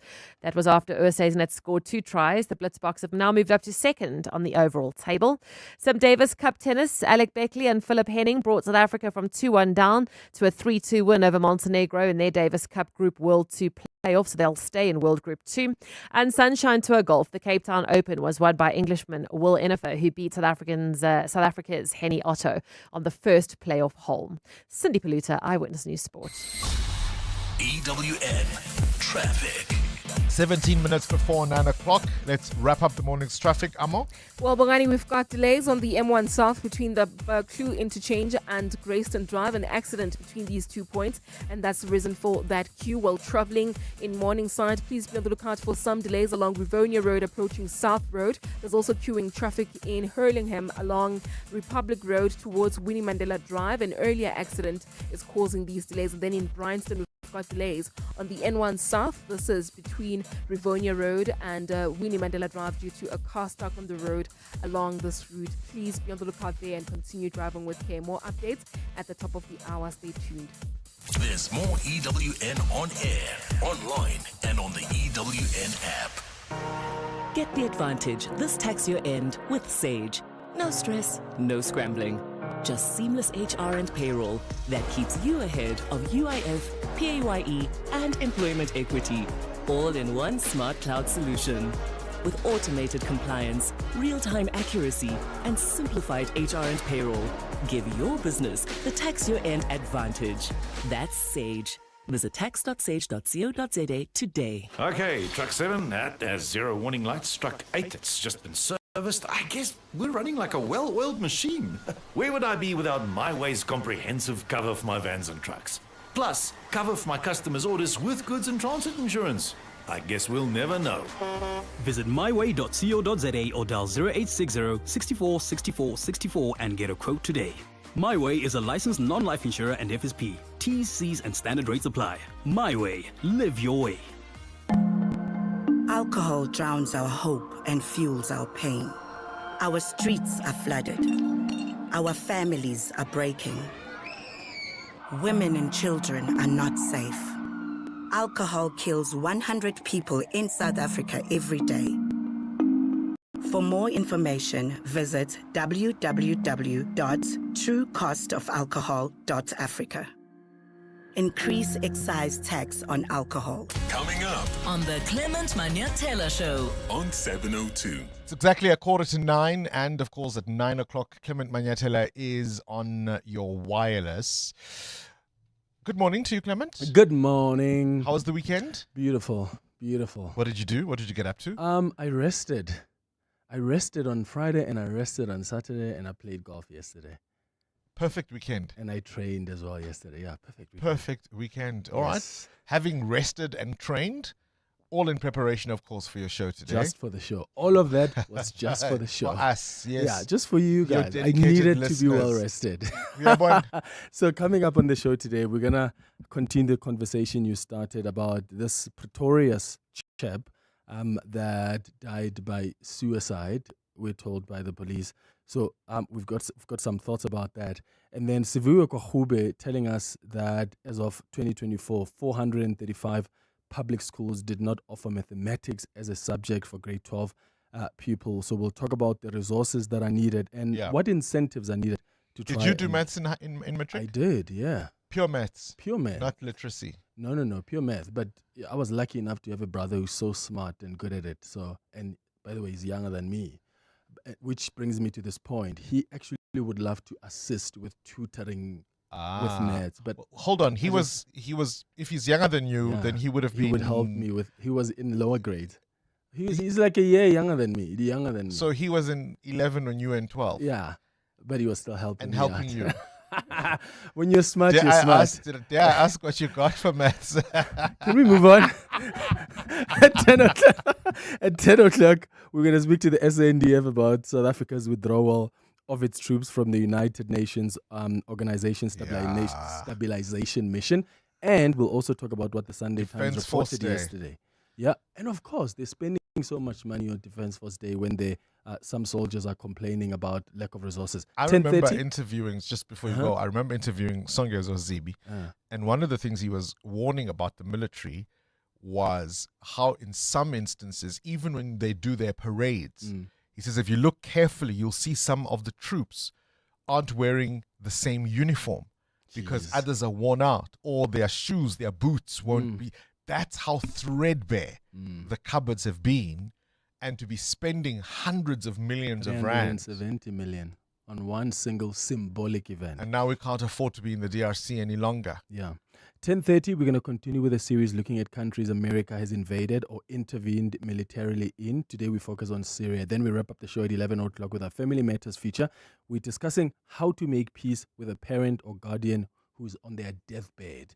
Because some people, when someone is sick, who is a parent, and they haven't had a good relationship with them, they feel like it will be bad luck if they leave before they resolve issues. So how do you navigate all of that?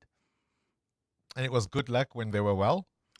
Asazi, but would you be okay with a parent dying when you haven't made peace? If you weren't in peace when they were alive and well, what's Here's a death going chance. to do what? Here's an opportunity. We couldn't be peaceful when everything was pashash. So what? Hamba. Clement Manyatela on your radio between 9 and 12. When the brightest brains collide in the biggest general knowledge quiz in Gauteng, it's time for the Brain of 702. Let's put our brilliance on display, proving mental might for a chance to win a share of 130,000 Rand in cash. So, 1,500 Rand in this round. Another 1,500 Rand at the end of the day if you play with John Perlman on Afternoon Drive. The Brain of 702, your brain, our stage. At the end of the week, of course, if you're still standing on Friday, 10,000 Rand up for grabs if you're the weekly Brain of 702. And then 30,000 Rand is the big prize should you be declared the Brain of 702. We've got two brand new contestants starting the week. We've got on the line Robbie, who is in Soshanguve. Robbie, how are you doing? I'm doing okay, Bongani. Are you doing okay? Are you ready to play? Ready. Have you played before? Yes, I have. And how far did you go? The quarterfinals. You got to the quarterfinals, yeah? Yes, and I lost it. What do you call that thing when you say it's just... sudden death. Sudden death. You lost in sudden death in the quarters. Yeah. All right, Yeah. let's hope there is no sudden death today, hey? Your death in the brain was sudden. All right, Robbie, hold on. Hold the line. You're up against Tahir. Tahir, you are in Centurion. And how are you feeling this morning? Good in yourself. You feeling good? You feeling strong? Yeah. Do you have a particular category that you think will be easier for you? No. You don't want to commit, hey? I often hear people say, oh, geography. And then the geography question comes and they go, pass. All right, Tahir, good luck to you. Both of you know how it works. You have 60 seconds to answer as many of my 15 questions as possible. And of course, the contestant who gets the most correct answers will be the winner. If the scores are equal, yes, we will play sudden death. Robbie, we'll start with you, my friend. Take a deep breath. Breathe in and out. KG, start the clock. 3, 2, 1. Spell the word seizure. SEIZURE. Correct. What beginning with Y is the yellow of an egg called? Yolk. Correct. How many deciliters are there in 1 liter? 10. Correct. True or false? A triangle must have more than one correct. Which South African city is also known as the friendly city? Port Elizabeth. Gqeberha. In bowling, what is it called when all 10 pins are knocked down on the first roll? Strike. Correct. Strike. Petrol is the short term or short form Petroleum. of which were correct. True or false? Lion's Head is a mountain next to Table Mountain. Correct. Which is the second largest province in South Africa? Eastern Cape. Correct. From which country is the dish called pastel de nata? Is it Portugal or France? Portugal. Correct. In which decade of the 20th century was South Africa's first TV broadcast? The 70s. Correct. Which South African province has the most vineyards? Western Cape. Western Cape is indeed correct and on time. I'm looking at the judges. Are we giving the Gqeberha question? The judges feel generous and they say Port Elizabeth you will get, even though you said Gqeberha. But we understand what you meant. And that means, Robbie, you got all the 11 questions you were asked correct. Thank you. So stay on the line, my friend. Let's see if you will be the brain of this hour. Tahir, 11 or better is what you must do to stay in the game. You want to take a deep breath as well? Breathe in and out. Are you ready? Yeah. I'm going to need you to speak up a little bit so we can hear you. Make sure I can hear you clearly. Are you ready? Yeah, I'm ready. There you go. That's much better. KG, start the clock. 3, 2, 1. Spell the word persuade. Persuade. Correct. What beginning with A is the white of an egg called? Correct. How many liters are there in a decaliter? 10. Correct. True or false? A triangle can have more than one right angle. False. Correct. Which South African city is also known as the Jacaranda City? Pretoria. Pretoria. In bowling, what is it called when all 10 pins are knocked down with 2 rolls?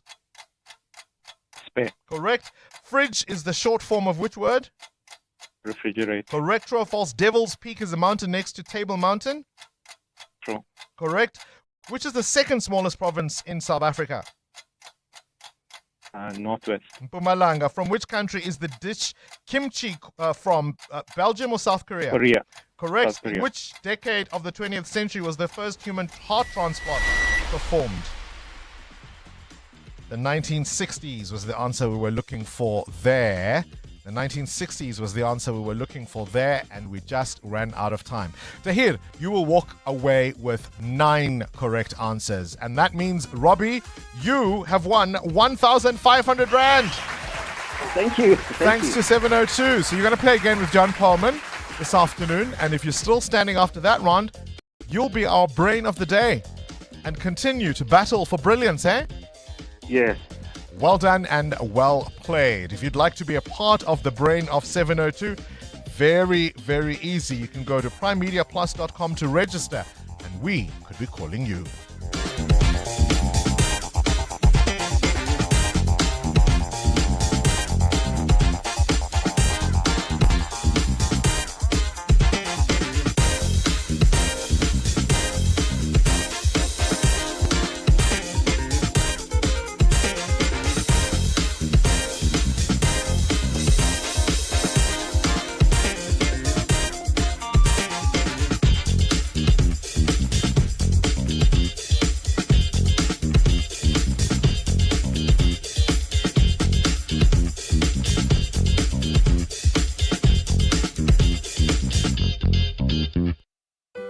We at Monument Dental are very happy with the premium we're paying.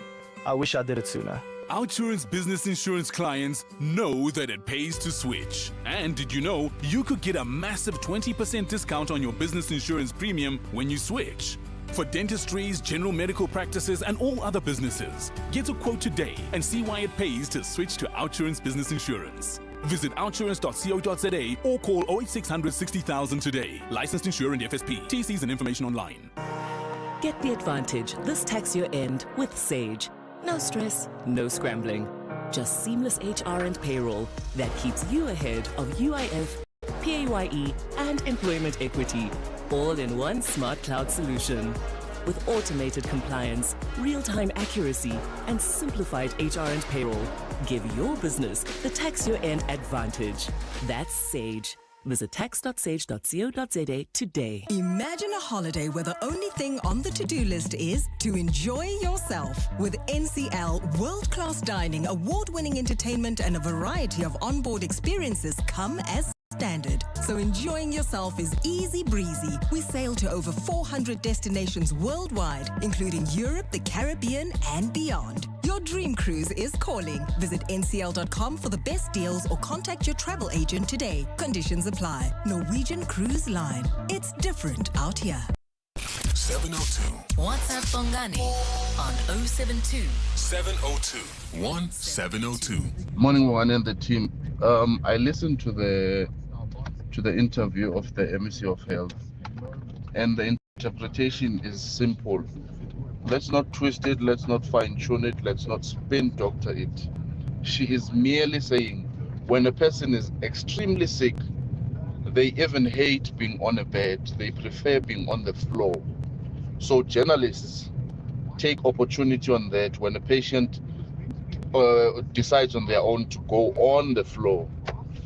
Not to say they are on the floor because there's no beds or they choose to be on the floor, but sometimes due to sickness, you don't even have the power to tolerate a bed and you go on the floor by yourself. Let's not mix it up, guys. It's honestly unnecessary. What she was saying is straight to the point. We've got a call on the line. Jack Bloom is the spokesperson for the Democratic Alliance in the province on health. Jack Bloom, very good morning to you. Dr. Jack Bloom, I should say. Was the MEC misunderstood, misquoted, misinterpreted? What was your take on it? Well, that's what she said, and she's clearly in denial about widespread overcrowding in our hospitals. It's a very strange response to give to that question. She should have admitted the reality that our casualty departments in particular are hugely overcrowded. People who sit for days in chairs or do indeed end up lying on the floor, not through choice or because they want to. It's because they don't have any other option. That's the widespread reality in our public hospitals. So I think she's evading the issue. She's out of touch. She's frankly arrogant. And I think as a DA, we've been calling for her to be fired for a long time now for this and other reasons. She also mentioned, of course, that the suspended, now reinstated former HOD was one of the best she's ever had. Well, that's just incredible. You know, he should never have been appointed in the first place. He's being investigated by the SIU for allegedly participating in a 10 million rand bribe, can you believe it, to influence tenders. And this is the man who you appointed in the first place. And he's presiding over so many scandals, as has the MEC. You know, they failed to spend 250 million rand that was specifically budgeted for radiation treatment for cancer patients. They didn't spend it. The department regularly underspends their money. The Auditor General gives scathing reports. In fact, the National Treasury in December wanted to put them under administration because of financial mismanagement. So this is the man that the MEC says was the best head of department ever, and she wants him back. But to be fair, Jack, he has not been charged. That's why he's been reinstated. Well, that's part of the problem, is that he was suspended and they haven't formally charged him. Basically, what we know is that he failed his lifestyle audit. There's 1.6 million rand in suspicious cash payments to his ATM account, and the SIU has asked for further time to finalize the investigation of his private accounts. But this is the problem with you suspend people. It's called precautionary suspension. And it appears he hasn't been formally charged, before 60 days. That's why he's been reinstated, but thank goodness not to the Gauteng Health Department. He's been given a senior position at the Gauteng Department of Cooperative Government. Now, I think this speaks to the problem of slow discipline. I think there's lots of things that you can charge him with, and they should actually charge him with it. But we need to wait for the SIU to complete the investigation. But meanwhile, this is a department in crisis. So because the head of department is still on suspension, there's an acting head of department, there's an acting chief financial officer. It's now been for 5 years. They haven't replaced the chief financial officer, who had to resign in scandal because of the Tembisa hospital corruption. So, and this is the MEC who says, well, people prefer to sleep on floors, when she knows very well how bad the situation at the hospital. She should acknowledge it and fix it. Is it delayed or deliberate? That's the question. Jack Bloom calling us about the Gauteng Health MEC and those comments to the Sunday Times. 702 podcasts are on 702.co.za. Completely overstayed our welcome. The Kemet Manyatela Show starts now. This is EWN. Good morning, I'm Sfiso Zulu. The Madlanga Commission of Inquiry resumes today with a new witness and more focus on crime and corruption in the city of Leni. To protect witnesses, the Commission has adopted a policy of revealing their identities a few minutes before they appear. The Commission was established last year to probe possible criminal interference in the country's law enforcement and justice sector. Tabiso Goba reports. Last week was another round of explosive revelations at the Madlanga Commission. Senior forensic analyst at SAPS, Lawrence Mahotlo, accused his fellow officers of kidnapping him and trying to interfere with his investigation into the murder of Aunt Swag.